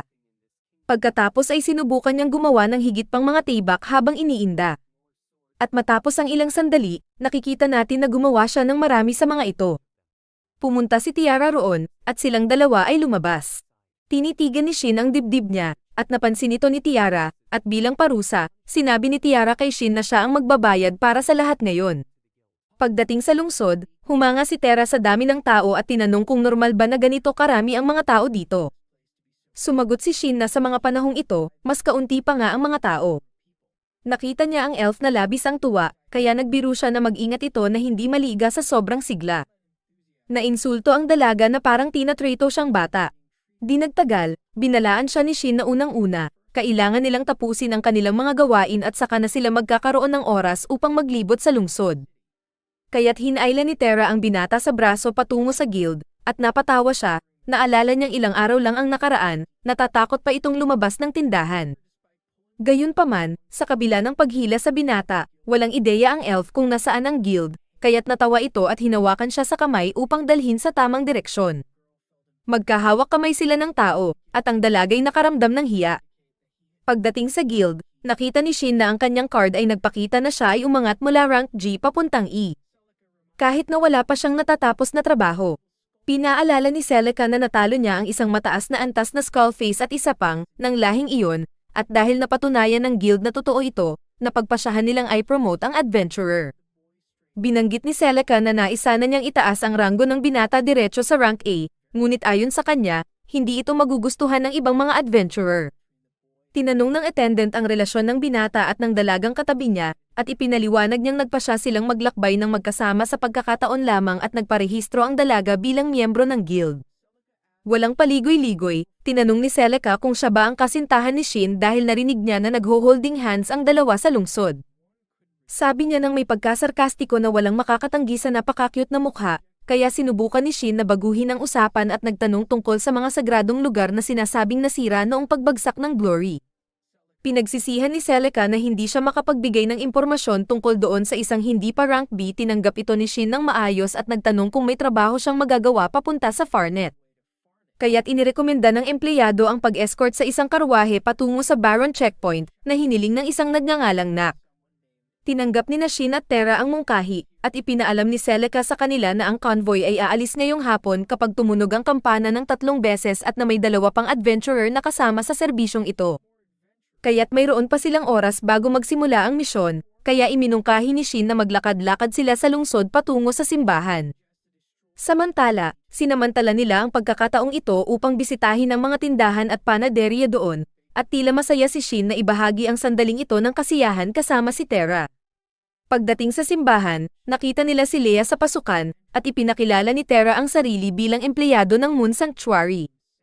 Natuwa ang madre sa detalyeng ito at lalo pang namangha nang malaman niyang ang elf ay isang apprentice ni Shin, gustong malaman ang lahat tungkol sa buhay ng master na parang tunay na tagahanga. Sa ampunan, hindi mapigilan ni Millie ang kanyang kasiyahan nang makita si Yuzuha muli pagkatapos ng mahabang panahon, at lahat sila ay nagpasalamat kay Shin dahil sa pagtiyak na hindi magsasara ang ampunan, na ginagawa si Leia na susunod na pari ng simbahan. Tinanong ni Shin kung saan napunta si Willem, at ipinaalam nila sa kanya na ang mandirigma ay pumunta upang sundan ng ibang pari dahil ang lalaki ay ayaw sumuko sa pagbawi ng kontrol sa simbahan. Sumang-ayon si Shin sa investigasyong ito dahil wala pang nakakaalam ng mga layunin ng paring ito. Kaya nagbigay siya ng mga bagay na may iba't ibang uri ng mahika sa mga babae, tulad ng isang agimat. Pagkatapos, dumating ang iba pang mga bata mula sa ampunan sa silid nang marinig na bumalik si Shin, kaya pinalibutan nila ang adventurer upang hilingin sa kanya na maglaro kasama sila. Gayunpaman, hindi mukhang komportable si Terra gaya ng kanyang kaibigan, dahil ang ibang mga bata ay hinahawakan siya na parang siya ay isang laruan. Humingi ng paumanhin si Leia kay Terra para sa kaguluhang dulot ng mga bata. Ngunit para sa elf, wala itong malaking bagay, at ngayon alam na niya kung paano makitungo sa mga bata dahil hindi pa siya kailanman naglaro kasama ang mga ito noon. Nagkomento si Leia na kahanga-hanga ang mga batang ito, kaya gagawin niya ang lahat upang maprotektahan ang ampunan. Ngunit ang kanyang pagsasalita ay naputol nang siya ay nagkaroon ng karaniwang pag-aalboroto. Makalipas ang ilang sandali, handa na ang guild card ni Tia, kaya't nasasabik siya na makita ang kanyang ranggo na nakasulat dito. Pagkatapos ay inanunsyo ni Shin na oras na upang dalhin ang Moon Sanctuary kasama nila, at si Tia ay tila hindi pa rin kumbinsido na ito ay posible. Sa kabilang banda, ang tao ang nagmamay-ari ng lugar, kaya't karaniwan na ito para sa kanya. Ipinakita niya ang isang kristal na hinangaan ni Tia ang kalidad ng pagputol. Ang diamanteng ito ay may kapangyarihan ng teleportation, isang gamit na item na agad na nagdadala sa iyo sa isang rehistradong lugar na kanilang gagamitin upang makarating sa sanctuary. Binanggit ni Tia kung gaano kakayanan ng lalaking ito sa pagkuha ng lahat ng posibleng solusyon mula sa kanyang bulsa, kahit na pag-conjure ng isang nawalang mahika tulad ng teleportation. Ngunit naisip niya na dapat sanay na siya dito ngayon dahil si Shin ay isang superior na tao. Sinabi iyon, inactivate ni Shin ang teleportation na naging sanhi ng kanilang pagkahulog sa isang spatial vortex at dalhin sa Moon Sanctuary. Pagdating doon, hindi nag-aksaya ng oras ang binata at ginamit ang store ability sa shop. At ito ay naglaho, na lalong ikinamangha ni Tia. ipinakita ni Shin ang sanctuary na nagiging isang amuleto sa transport mode. Pagkatapos ay pumunta sila sa kanilang lugar ng trabaho. Papalapit sa convoy, tinanong niya ang isang driver kung iyon ba ang karwahe ni Nak dahil sila ang mga adventurer na sasama sa pag-escort. Hindi nagtagal, ipinakilala ng driver ang sarili bilang si Gayan, at ang dalagang lumitaw mula sa tuktok ng karwahe ay nagpakilala bilang si Tsubaki. Dumating ang mga ngalakal na si Nak at nagpasalamat sa kanilang mga tagapagtanggol sa pagsama sa kanya patungo sa bar ayon. Nang lahat ay nasa loob na ng karwahe, nagsimula ang paglalakbay. Samantala, sa Bar Age Castle, ipinaalam sa hari na ang Moon Sanctuary ay naglaho na, at ikinalungkot ng hari na nawala ang isang estruktura na nakaligtas sa pagbagsak ng glory, na kahit ang pinakamakapangyarihang nilalang ay hindi masakop dahil sa mahiwagang aura ng tindahan at ang nawalang teknolohiya nito. Tinanong ng prinsesa kung may nakakaalam sa kinaroroonan ni She-Razor, at isang impormante ang nagulat na siya ay papunta sa kastilyo sa mga sandaling iyon at darating mamaya ngayong araw. Sa kabilang banda, itinuro ng prinsesa na hindi pa bumabalik si Ryan, kaya wala silang sapat na impormasyon upang magpasya kung ano ang gagawin. Kaya, ang pinakamatinong gawin ay hintayin ang pagdating ni She, na sinang-ayunan ng kanyang ama. Balik sa escort, tinanong ni Gaia ng ibang mga adventurer kung nakapatay na sila ng tao, at nagulat si Terra sa pag-uusap. Nakita ni Shin ang kanyang reaksyon at ipinaliwanag na ang mga escort jobs ay delikado at mas malamang na sila ay atakihin ng mga bandido kaysa sa mga halimaw. Idinagdag ni Tsubaki na madalas siyang minamaliit dahil sa kanyang laki, ngunit palagi niyang natatapos ang trabaho. Sinabi ni Shin na nais niyang malaman kung paano lumalaban ang bawat isa upang makapagplano sila kung may mangyaring hindi inaasahan. Hindi nagtagal, inihayag ni Gaia na siya ay isang rank A samurai, walang silbi sa mahika ngunit isang mabagsik na mandirigma gamit ang isang katana. Ang babae naman, si Tsubaki, ay isang rank E fighter na may kakayahang mag-cast ng support spells upang mapabilis ang galaw. Ibinunyag ni Tia na siya ay isang alchemista ngunit bihasa rin sa espada at pana. Dahil bagong miyembro pa lamang siya ng guild, siya ay nasa ranggong G pa lamang ngunit kaya niyang gumamit ng simpleng mga healing spell. Sa huli, ibinunyag ni Shin na siya rin ay isang samurai, ngunit ranggong E, at kaya niyang mag-conjure ng mga apoy at kidlat na spell. Iniisip niya si Yuzuha, na ipinakilala niya bilang isang respetadong halimaw, na may kasunduan silang dalawa ng dominasyon. Nakita ni Gaia na kakaiba para sa isang samurai na gumamit ng mahika. Habang nagtaka si Tsubaki kung ang lalaki ay ipinanganak sa Hinomoto, dahil karamihan sa mga samurai ay mula doon. Sa katunayan, karamihan sa mga tao ay mandirigma, kabalyero, o espesyalista sa mga trabaho, kaya't ang mga nagiging samurai ay kadalasang mas eksentriko. Gayunpaman, ang mga kinakailangan upang mag-excel sa klase na ito ay pagiging isang kabalyero at berserker, kaya't kakaiba para sa isang tao na banggitin lamang ang kakayahang mag-cast ng mga spell kapag tinanong tungkol sa kanilang mga talento. Sa kabila nito, sinubukan ni Shin na kumbinsihin ang babae na siya at si Yuzuha ay makapangyarihan, habang idinagdag ni Gaia na ang Hinomoto ay isang natatanging isla, tahanan ng ilang guild headquarters ng mga samurai at ninja. Mula noon, ang bansa ay nabuo sa paligid ng mga headquarters na ito, na ginagawang isang lugar na humihinga ng estilo ng ninja at samurai. Kabilang sa mga kilalang guild doon ay ang Kacho Fagetsu, Majin Karoko, at Kuro Ginger. Nang marinig ito, humanga si Shin na may isang buong bansa na nakabatay sa mga guild ng laro. Biglang huminto ang karwahe, at sa labas, napalibutan ng mga bandido ang mga adventurer at ang mga ngalakal na si Nak. Hiningi ng mga kriminal na ibigay ng mga ngalakal ang lahat ng pera at kargamento, kung hindi, lahat ay mamamatay. Sinabi ni Shin kay Nak na pumasok sa loob ng karwahe at kay Yuzuha na alagaan siya habang hinarap ng mga adventurer ang mga kalaban na nagtatago sa likod ng karwahe. Naalala ni Tia ang tanong ni Gayan kung nakapatay na siya ng tao noon, kaya pinakalma niya ang kanyang sarili at naisip na ito na ang tamang oras. Kung hindi, maaaring mapahamak ang mga tao. Lumapit pa ang pinuno ng mga bandido at sinabi sa kanila na iwanan ang pulang buhok para sa kanya, habang ang isa naman ay nagsabing paiiyakin at sisigan niya ang dalaga dahil iyon lamang ang nakakapagpasaya sa kanya. Sa pakikinig sa bawat salita, naglabas si Shin ng malalim na ekspresyon ng galit para sa mga lalaking iyon, at nag-aalala si Tia nang makita niyang muli ang aura ng pagnanasa sa dugo ng kanyang kaibigan. Sa paligid, napansin niyang may mas marami pang bandido na nagtatago sa kagubatan. Kaya alam niyang hindi na siya maaaring mag-atubili ngayon. Nagbigay si Yuzuha ng una at tanging babala, papatawarin ng mga kriminal kung sila'y umatras, ngunit nalaman ng mga bandido na ang samurai ay kasama ng ilang ranggo E o mas mababa pa. Kaya't kahit na si Gayan ay ranggo A, hindi niya magagawang lumaban at protektahan ang iba ng mag-isa. Dahil dito, nalito ang mga adventurer kung paano nakuha ng mga kontrabida ang impormasyon tungkol sa kanila ngunit nangako na aalamin ang katotohanan mula sa kanila. Sa kabilang banda, sabik na ang mga bandido na patayin ang mga kalaban at iwan ang pulang buhok para sa huli, hanggang sa may isang palaso na dumaan sa isa sa kanila at tumama sa isa pang bandido na nagtatago sa isang puno. Pagkatapos ay may isa pang palaso na tumama sa isa pang lalaki, kaya inutusan ng pinuno ng pangkat ang kanyang mga tauhan na sugurin ang mga adventurer. Hinarap ni Tsubaki ang isang kalaban na may espada at inisip na tiyak na minamaliit siya ng lalaki, kaya ginamit niya ito sa kanyang kalamangan at pinakawalan ng vertiginous vigor. Isang mas makapangyarihang teknika kaysa sa inaasahan mula sa isang ranggo E, at pinatalsik ang kalaban sa isang suntok sa tiyan. Susunod, pinutol ni Gayan ang espada ng isa pang kalaban sa isang strike lamang, at mahiwagang namatay agad ang lalaki. Alam ni Gayan na ang espada ng pinuno ng mga bandido ay may magic, ngunit binalaan niya na ang kanya rin ay may magic. Sa ibang sulok, hinarap ni Shin ang dalawang kalaban ngunit tinapos ang mga ito ng madali. Nang walang natitirang kasama, tinanong ng pinuno ng mga bandido kung sino ang mga adventurer na ito, dahil sigurado siyang ang Daimir lamang ang magiging problema. Nang hindi sinasagot ang tanong ng lalaki, lumapit si Shin at binalaan na una sa lahat, kailangan niyang asikasuhin ang mahiwagang espada ng kalaban. Sa pamamagitan ng pagwasak sa sandata ng lalaki, tinapos ng bata na ngayon ay kailangan na lamang nilang ipatigil ang kalaban, na sumuko sa kanyang pagmamatapang at nakiusap para sa kanyang buhay.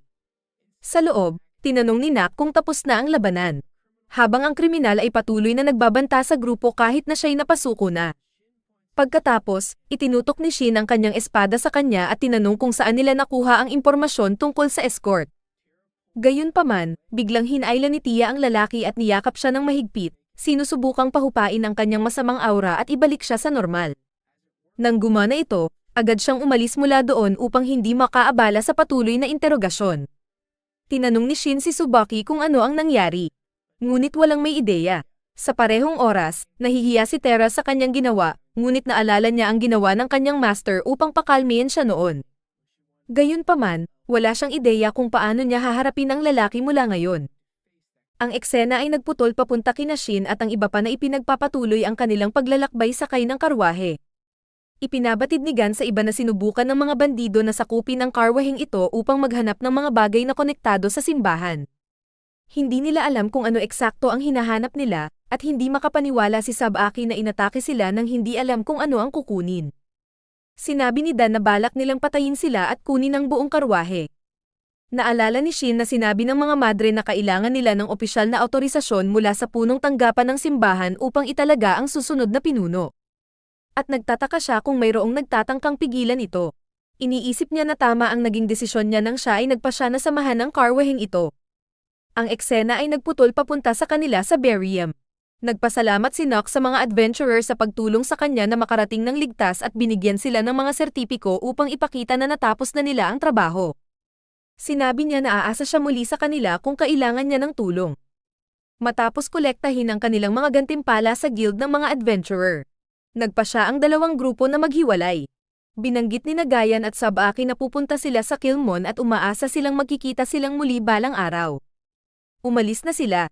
Nagtataka si Shin kung paano nila ipagpapatuloy ang natitirang bahagi ng kanilang paglalakbay, at sinabi niya na ang pagkuha ng karwahe ang pinakakomportable. Sumang-ayon si Tiara, ngunit sinabi niya na ang karwahe ay magiging matagtag. Binanggit ni Shin na ang Farnet ay malayo pa rin, at kakailanganin nila ng karwahe para maglakbay. Sinabi niya na dapat silang bumili ng isa, at pumunta sila sa isang tindahan upang maghanap ng karwahe. Napansin ni Shin na lahat ng mga karwahe dito ay magkapareho ang itsura, at sinabi niya na kailangan niyang baguhin ang isa sa mga ito. Nabahala si Tiara sa narinig, at sinabi ni Shin sa kanya na gusto lang niyang bawasan ang pag-alog at pahusayin ng kaunti ang galaw ng mga gulong. Binanggit niya na ito ay dapat magpabawas ng tagtag sa kanilang biyahe.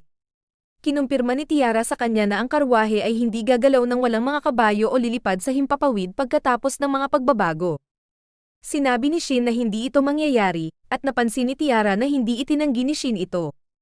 Napagtanto niya na ibig sabihin nito ay kaya rin niyang gawin ito. Tinanong ni Tiara kung aling karwahe ang dapat nilang piliin, at sinabi ni Shin na gusto niya ng karwahe na may sapat na espasyo para matulugan. Nakakita siya ng karwahe na tama ang sukat, at inisip ni Tiara na ito ay perpekto. Sinabi ni Shin sa may-ari ng tindahan na gusto niyang bilhin ito, at binanggit niya na kukunin nila ito kapag paalis na sila ng bayan. Tinanong siya ng may-ari kung nakapili na siya ng mga kabayo para sa karwahe, at sinabi ni Shin na hindi pa.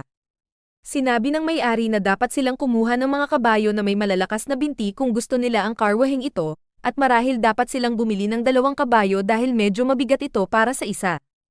Binanggit ni Shin na narinig niya ang mga usap-usapan tungkol sa mga tao na gumagamit ng mga halimaw upang hilahin ang mga karwahe, at sinabi ng may-ari na totoo ito, ngunit kailangan nilang magawang paamuin ang isang halimaw para magawa ito.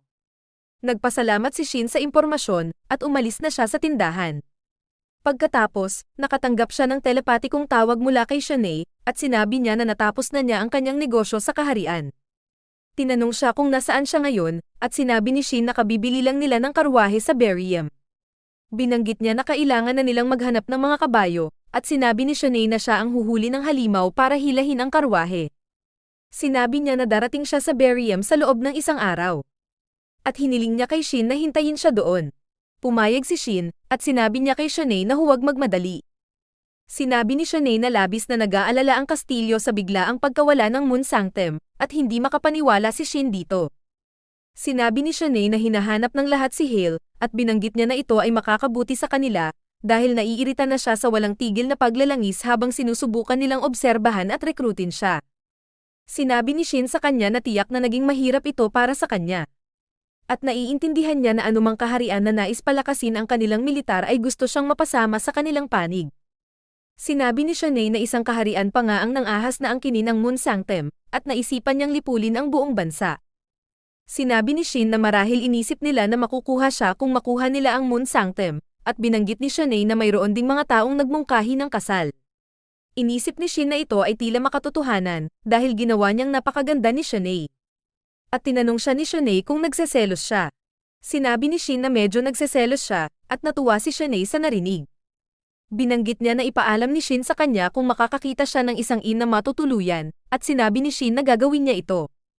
Makikita natin si Tiara na tumitingin ng ilang mga bagay sa isang lokal na tindahan, at sinabi ni Shin sa kanya na dapat na silang maghanap ng isang inn. Sinabi ng may-ari ng tindahan na maaari siyang magrekomenda ng magandang inn kung wala pa silang nakikita. At ang eksena ay nagputol sa kanila sa inn na kanyang inirekomenda. Iniisip nila na mukhang mahal ang inn na ito, at nagpunta sila upang mag-book ng kwarto. Tinanong sila ng receptionist kung magbabahagi sila ng kwarto, ngunit sila ay nahiya at piniling maghiwalay ng kwarto. Sinabi ni Shin na ang inn na ito ay nagkakahalaga ng kalahati ng perang nakuha nila bilang gantimpala, at hindi siya makapaniwala na inirekomenda ng babaeng may-ari ng tindahan ang isang high-class na inn sa kanila. Binanggit ni Tiara na marahil inisip ng babae na kaya itong bayaran ng mga adventurer, at sinabi niya na ang inn na ito ay talagang sikat sa Berium. Pagkatapos ay napansin nila ang kanilang mga kwarto, at napagtanto nilang makatwiran ang mga presyo. Nag-transform si Yaha sa kanyang anyong tao, at naisip ni Shin na dahil may oras pa sila bago maghapunan, gagawin niya ang pag-maintenance sa kanyang mga sandata. Pagkatapos, makikita natin si Shin na pinapakinis ang kanyang sandata, at pumasok si Tiara sa silid. Tinanong siya ni Tiara kung nasabihan na ba niya ang kanyang Panginoon na sila ay manatili sa inn na ito, at sinabi ni Shin na nasabihan na niya. Binanggit niya na darating siya sa lungsod bukas, at sinabi ni Tiara na dapat silang magpahinga muna hanggang sa dumating siya. Pagkatapos nilang maghapunan, sinabi ni Tiara na matutulog na siya pagkatapos maligo. Tinanong ni Yaha kung maaari siyang maligo kasama niya, at pumayag si Tiara. Hinailan ni Yaha si Tiara papunta sa banyo sa silid ni Shin. Naisip ni Shin na itutuloy niya ang kanyang pag-maintenance mula kanina, ngunit hindi siya makapag-concentrate matapos marinig ang mga ingay mula sa banyo. Nagdesisyon siyang maging maginoo at huwag pansinin ang mga ingay. Nakikipaglaban si Shanae sa isang halimaw sa kabundukan. Kinabukasan, nagising si Shin sa inn. Sinabi niya kay Tiara na magtatrabaho siya sa karwahe hanggang dumating si Shanae at tinanong kung ano ang gagawin niya. Binanggit ni Tiara na curious siya sa mga pagbabago. Kaya manonood siya habang nagtatrabaho si Shin. Nagkatang eksena kay Shin sa tindahan ng karwahe. Naisip niyang simulan ang mga pagbabago sa pamamagitan ng pag-aayos ng mga axle at paglalagay ng mga spring sa karwahe para makatulong sa suspension at mabawasan ang pagyanig. Natapos niya ito sa loob ng ilang segundo at naisip na kailangan na lang niyang magdagdag ng ilang ball bearings. Nagtataka si Tiara kung ganito ba talaga kabilas ang mga pagbabago, at napagtanto ni Shin na dapat silang umiwas sa atensyon. Sinabi niya na i-install niya ang ball bearings sa mas karaniwang paraan, ngunit nakipag-ugnayan si Shanae at sinabi na nasa labas siya ng North Gate. Sinabi ni Shin sa kanya na pupunta sila roon ngayon. Binanggit niya na dapat nilang tapusin ito agad at magmadali para makipagkita sa kanya, at napagtanto ni Tiara na magmamadali rin siya sa pagbabagong iyon. Ang eksena ay nag-cut sa Shin, Tiara, at Yaha patungo sa North Gate. Nararamdaman nila ang isang bagay sa harap. Tinanong ni Tiara sila kung ano ang kanilang nararamdaman. At binanggit nila na malalaman niya rin iyon sa lalong madaling panahon. Pagkatapos, napansin nila ang isang napakalaking Grey Faza Jade, at nagulat silang lahat sa nakita nila. Sinabi ni Shin na karaniwan, ang halimaw na ito ay may maximum na antas na 650, ngunit napansin niya na ito ay may antas na 751. Sinabi niya na ito ay dapat na natatangi dahil karaniwan, ang mga ito ay walang sungay, at sinabi ni Shanae na ang halimaw na ito ang maghahatak ng kanilang karwahe. Tinanong ni Shin kung saan niya nakuha ang ganitong klase ng halimaw. At sinabi ni Shanae na galing ito sa malapit na sagradong bundok. Pagkatapos ay iniisip ni Tiara na nawawala na si Shanae sa kanyang pag-iisip pagdating kay Shin, at nakikita natin na ang halimaw ay nagustuhan na si Tiara. Iniisip ni Shin na ito ay maaaring isang magiliw na halimaw, at sinabi niya na stuck sila dito dahil na team na ito ni Shanae. Tinanong niya kung bakit niya pinili ang halimaw na ito, at sinabi niya na alam niyang ang halimaw na nagtutulak ng karwahe ni Shin ay dapat na nasa klase ng sagradong halimaw. Sinabi ni Shin na masyadong malaki ito at magiging napansin sila. Sinabi ni Shanae na inaasahan niya ang ganitong reaksyon at ipinakita kay Shin na ang halimaw ay maaaring baguhin ang kanyang laki. Kumukurap ang halimaw, at sinabi ni Shin na dapat itong sukat. Natuwa si Tiara na ang halimaw ay maaaring kumurap, at sinabi ni Shin na dati nakakatakot ito na kahit gawing maliliit ang mga tao. Sinabi niya na hindi niya inaasahan na dadalhin ni Shanae ang isang napakataas na antas ng halimaw. At nagtataka si Shanae kung may mali siyang nagawa.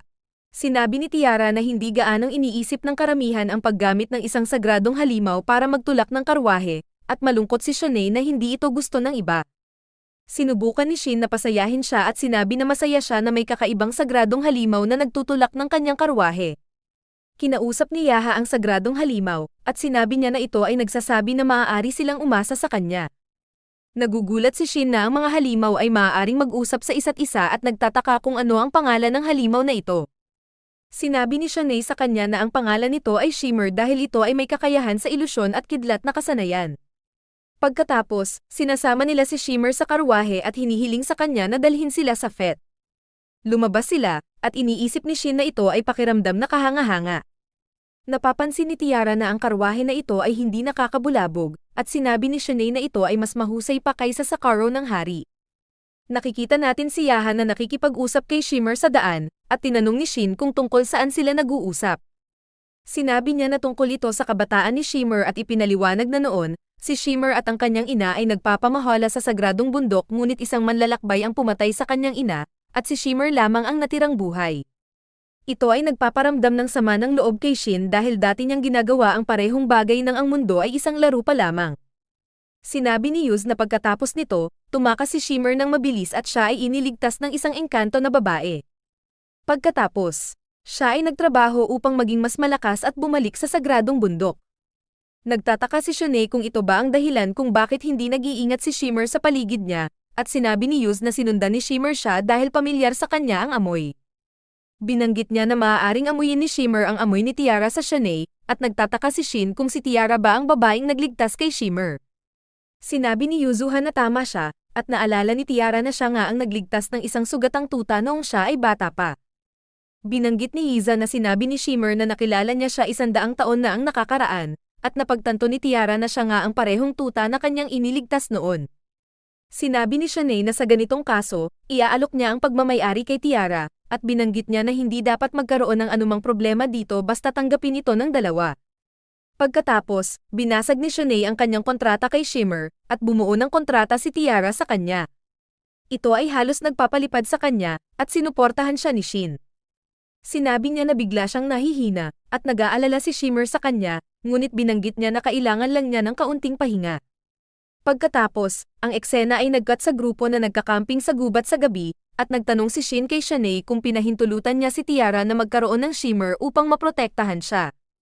Sinabi ni Shanae na oo, at sinabi niya na hindi sila palaging magkasama ngunit masaya siyang malaman na kasama si Shimmer kapag pinipili ni Tiara ang kanyang sariling landas. Sinabi ni Shin na maaari niyang tawagin si Shimmer anumang oras na gusto niya ngayon na nabuo na nila ang kontrata, at sinabi ni Shanae kay Shin na tatakbo siya sa kanya anumang oras na may problema siya. Nagpasalamat si Shin sa kanya para dito, at sinabi niya na siya lang ang maaari niyang takbuhan kapag siya ay tunay na nasa alanganin. Ito ay nagpapasaya kay Shanae. Pagkatapos, ang eksena ay nagkat sa grupo sa Timog Kanlurang Fered, at napansin nila ang isang magkasamang mga hayop tao. Sinabi ni Shanae na nagpadala siya ng mensahe kay Gerard, at marahil ay narito sila upang salubungin sila. Pagkatapos bumati sa kanila ang mga hayop tao at binanggit na sila ay narito sa utos ng kanilang unang hari. Hiniling ni Shanae sa kanila na sila'y ay patango kay Gerard, at bago umalis, nag-empake si Shin ng karo sa kanyang imbakan. Bumaba rin si Shimmer sa isang portable na sukat, at pagkatapos ay sila'y nagtungo sa mansyon ng unang hari. Sa daan, nagtaka si Shin kung kilala ni Shanae ang dalawang hayop tao. At sinabi ni Shanae na sila ay mga apo ni Gerard. Pagdating nila sa mansyon, nakita nila si Gerard, at siya ay masaya na makita ang kanyang Panginoon muli. Pareho rin ang iniisip ni Shen, at nauunawaan ni Gerard ang dahilan dahil siya mismo ay hindi alam kung bakit siya ay buhay pa. Kaya bago ang lahat, isiniwalat niya na ang lalaking nakasuot ng kayumanggi ay si Wolfgang, ang kasalukuyang hari ng mga hayop, at ang kanyang anak na si Quor. Tungkol naman sa dalawa, sila ay ang mga pinagkakatiwalaan ni Gerard, ang kanyang kanang kamay na si Vanko at ang kanyang kaliwang kamay na si Regimdol. Sa wakas, ipinakilala ni Shin ang kanyang sarili bilang isang nakatataas na tao gamit ang mga galaw ng paggalang. Sinabi ni Gerard na hindi na kailangan ng kanyang kaibigan ng ganoong pormalidad, lalo na sa kasalukuyan para hindi sila gaanong kabahan. Pagkatapos ng lahat, ang presensya ng isang nakatataas na tao ay maaaring magdulot ng imahe ng mga nilalang na kinatatakutan at iginagalang. Sa pag-alala sa isang araw na magkasama silang lumaban ni Shin, tinanong ng nakatataas na tao kung ilan ang halimaw na napatay ng kanyang kaibigan, at sumagot siya na wala siyang ideya, marahil higit sa 1,000. Gayunpaman, pinaalalahanan siya ng kanyang maestro na darating ang mapagpasyang sandali, at naghanda ang dalawa para sa darating, nagtatawanan.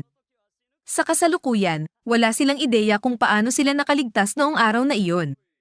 Sa pag-uusap tungkol sa nangyari sa nakalipas na 5,100 taon, sinabi ni Shin sa kanila na si Gerard ay nagtatag ng isang bansa na ikinainis ng lalaki dahil hindi niya ito ipinagmalaki noon. Gayunpaman, iniisip kung paano ang mga tao sa mga bagay na ito, mas pinili ng duwende na sabihin lahat ng sabay-sabay upang maiwasan na masaksihan ang egosentrikong pagtatanghal ng kanyang kaibigan. Pagkatapos, tumayo siya upang maghanda ng tsaa, at sinabi ni Gerard na ang kanyang mga kwento ng kabayanihan ay kailangang maghintay. Kaya gusto niyang marinig ang tungkol sa buhay ni Shin, at pagkatapos ng ilang pag-uusap, naintindihan ng unang hari ng kalangitan kung bakit hindi niya matagpuan ang kanyang maestro kahit saan. Hindi nagtagal, nagbukas si Gerard at umamin na siya ay mamamatay na, marahil sa loob ng 1 buwan. Ilang linggo na ang nakalipas, naramdaman niyang may mali, at nang sabihin ni Shin sa kanya tungkol kay Shin, siya ay nakasiguro. Pakiramdam niya ay muling nagsimulang umagos ang oras para sa kanya na parang naghihintay sa pagbabalik ng kanyang maestro. Dahil dito, bumaling siya kay Shin at hinamon ang nakatataas na tao sa isang duelo. Kasabay nito, palihim na nakikinig si Shin sa pag-uusap mula sa likod ng pader, at tinanong ni Shin kung gusto ng lalaki na mamatay sa labanan bilang isang mandirigma. Walang pag-aatubili, isiniwalat ni Gerard na oo, dahil ang kanyang kaibigan ang pinakamalakas na mandirigma na kilala niya, kaya gusto niyang makita kung paano lalaban ang kanyang pangil laban sa isang makapangyarihang kalaban.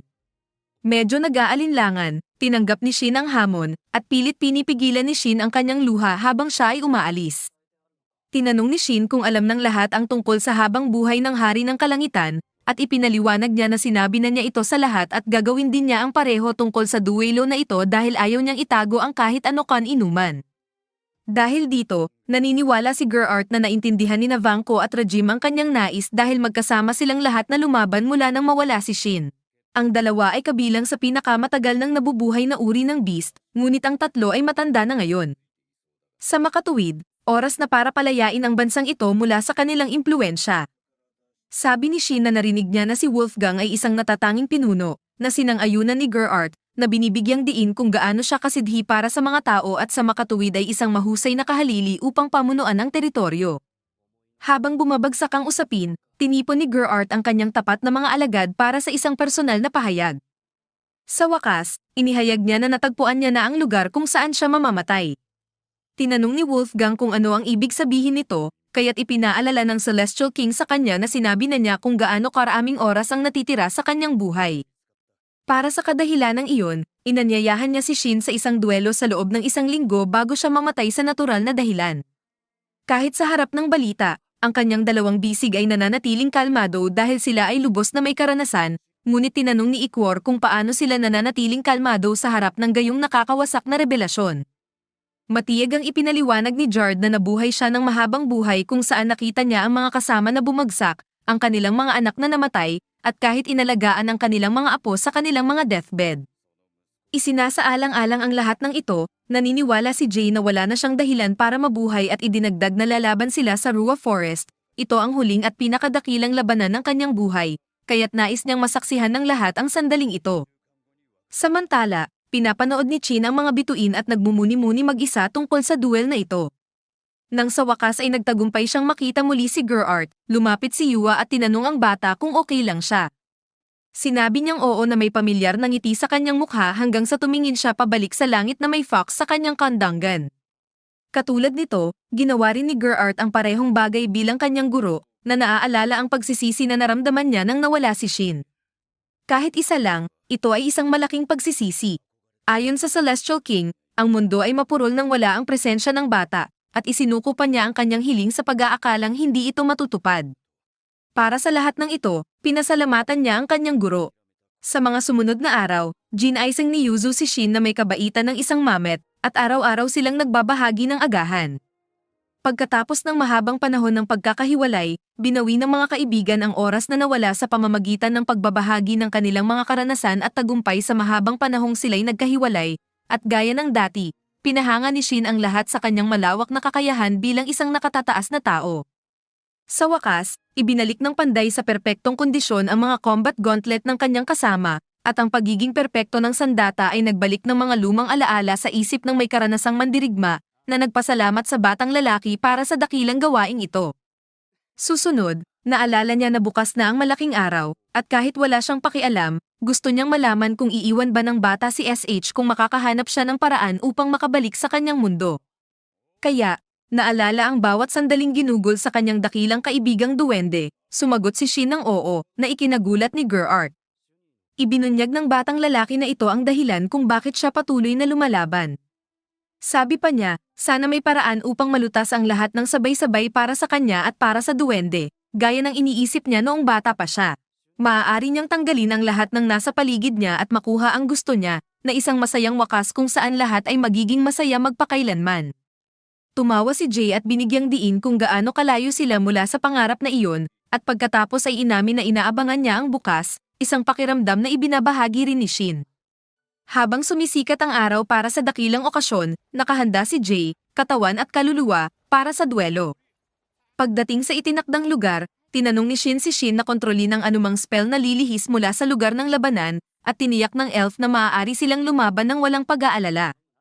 Samantala, binabati ni Natia, Yuzuha, at Sparkle ng swerte si Shin. Sa kabilang panig, pinasalamatan ni Wolfeng ang unang Celestial King sa kanyang mga turo, na ginagawang malinaw na maipagkakatiwala niya ang kaharian at ang mga tao nito sa kanya. Nangako si Quor na magiging isang mandirigmang karapat-dapat sa angkan ng unang hari. Sa pagsabing iyon, nagsimula na sina Geralt at Shin sa labanan habang sina Regime, Do, at Vanso ay nagkomento na matagal na mula nang makita nilang ngumiti ang kanilang hari ng ganito. Hinawakan ni Wolfgang ang balikat ng kanyang anak na babae at hiniling na masaksihan niya ang pagtupad ng unang hari sa kanyang hiling. Sa duel arena, idineklara ng dalawang mandirigma ang pagsisimula ng labanan, at ang unang epekto ay makikita mula sa malayo ng mga nanonood na nanatiling malayo. Nagkomento si JK kung gaano kabigat ang mga suntok ng kalaban, habang natutuwa si Shin sa kalaban na nagbitiw ng ganoong mga komento habang tinatanggap ang mga ito na parang wala lang. Sa buong labanan, pareho nilang naramdaman ang nostalgia para sa mga lumang panahon noong sila ay magkasama sa paglalakbay. Humanga si Wolfgang sa lakas ng hari dahil hindi niya alam na kaya niya ito. Napansin ni Shiny na malapit nang matapos ang warm-up at nahanap ni Tyra na nakakabaliw na lahat ng nangyayari doon sa ibaba ay hindi pa talaga ang tunay na labanan. Nagtanong siya kung kasing lakas ba ng mga iyon ang master at inamin niya na mahihirapan siya sa pagtalos kay Geralt. Sa pagbibigay pansin sa mga detalye, nais ni Wolfgang na alalahanin ang sandaling ito magpakailanman. Balik sa laban, humarap sa unang pinsala, nalungkot si Geralt na walang silbi ang mga teknik na kanyang binuo para labanan si Shin, ngunit sigurado ang kalaban na may lihim na diskarte ang Celestial King. Tunay nga, ang hari ay nagbago sa isang higanteng lobo na nagsasabi kay Shin na alam niya ang kanyang nararamdaman. Sa kanilang pag-uusap kagabi, tiniyak ng bata na lalaban siya ng buong lakas ngunit hindi niya gagamitin ang mga titulo na nakuha niya sa pagtalo sa huling boss dahil masyado itong makapangyarihan. Narinig iyon, naisip ni Geralt na gagawin din niya ang parehong bagay kung baligtad ang sitwasyon, ngunit gayunpaman, nais niyang labanan si Shin gamit ang kanyang buong lakas. Pagkatapos ng lahat, ito lang ang pagkakataon niya sa natitirang maliit na buhay niya, at ayaw ng lobo na sayangin ito. Kaya't nagbigay si Jay ng lahat laban sa kalaban, na gumanti gamit ang mahika. Iniwasan ng Celestial King ang may di mapaniniwalaang bilis, lumitaw sa likod ni Shin at inatake siya gamit ang kanyang mga kuko. Ang tao ay bahagyang nakaiwas na mapunit ng hampas ngunit nagawa niyang lumayo mula sa halimaw. Sandali lang, ipinahayag ni Geralt ang kanyang pinakamataas na teknik ng maalamat na kahusayan, isang napakalaking enerhiya na humihila kay Shin kasama ang kanyang espada ng ilang milya sa kagubatan. Kahit na may distansya, nararating ng lobo ang kalaban sa isang kisap mata at muling umaatake, sa pagkakataong ito gamit ang 8 Flowers Palm at Twin Flying Springs. Pinagtatanggol ang kanyang sarili hanggat maaari, napagnilayan ni Shin na pinagsasama-sama ni Geralt ang iba't ibang kakayahan at hindi niya maisip kung gaano katagal bago na-develop ang mga teknik na ito nang may ganitong perpeksyon. Pagkatapos, umiwas sa huling suntok, inamin ni Shin sa kanyang sarili na hindi siya lumalaban ng buong lakas, kaya tahimik siyang humihingi ng tawad sa kanyang kaibigan at nagsimulang ilabas ang lahat ng kanyang kapangyarihan.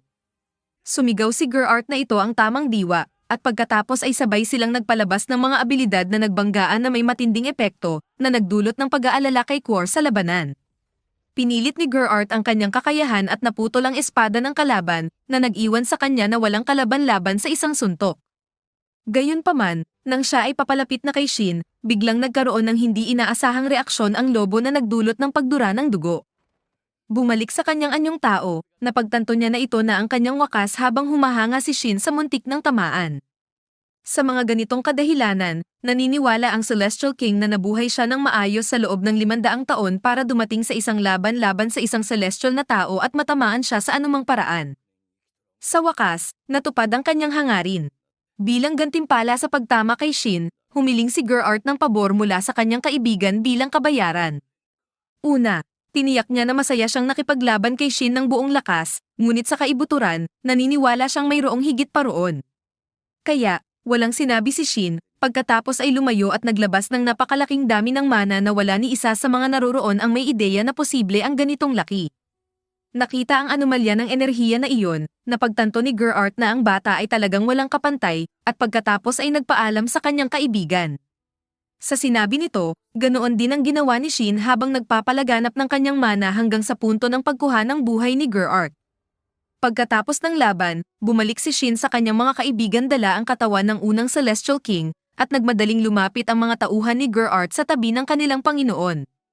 Hiniling ni Shin na itaas ng lahat ang kanilang mga ulo dahil nagawa ni Geralt na tamaan siya, isang nakatataas na tao, na nangangahulugang umabot siya sa antas ng mga kahangahangang nilalang na ito. Sa wakas, tiniyak ni Vanko na makita ng lahat ang masayang mukha ng hari. Pagkatapos, napagtanto ni Quor na tatawanan sila ng pinuno kung alam niyang umiiyak sila dahil sa kanya. Maya-maya, sa ilalim ng malakas na ulan, sinamahan ng mga taong hayop ang libing ng unang Celestial King, ang nagbuklod sa mga tao ng rehiyon at nagbigay ng kapayapaan para sa mga naninirahan. Bilang tanda ng paggalang, umaalulong ang mga lobo habang ang kabaong ni Geralt ay dinadala sa tuktok ng bundok. Pagkatapos ng libing, niyakap ni Shin si Quor ng mahigpit matapos magkaroon ng kakaibang pakiramdam na siya ay mawawala mula roon patungo sa kung saan. Dahil dito, tiniyak niya na gagawin niya ang lahat kung kailangan ni Shin ng anumang tulong. Alam ni Shin na kagustuhan ni Geralt ang laban na ito, ngunit sa parehong oras, masakit na makita ang isang kaibigan na mawala. Sumang-ayon si Shin at sinabing ayos lang na maging malungkot sa sandaling ito.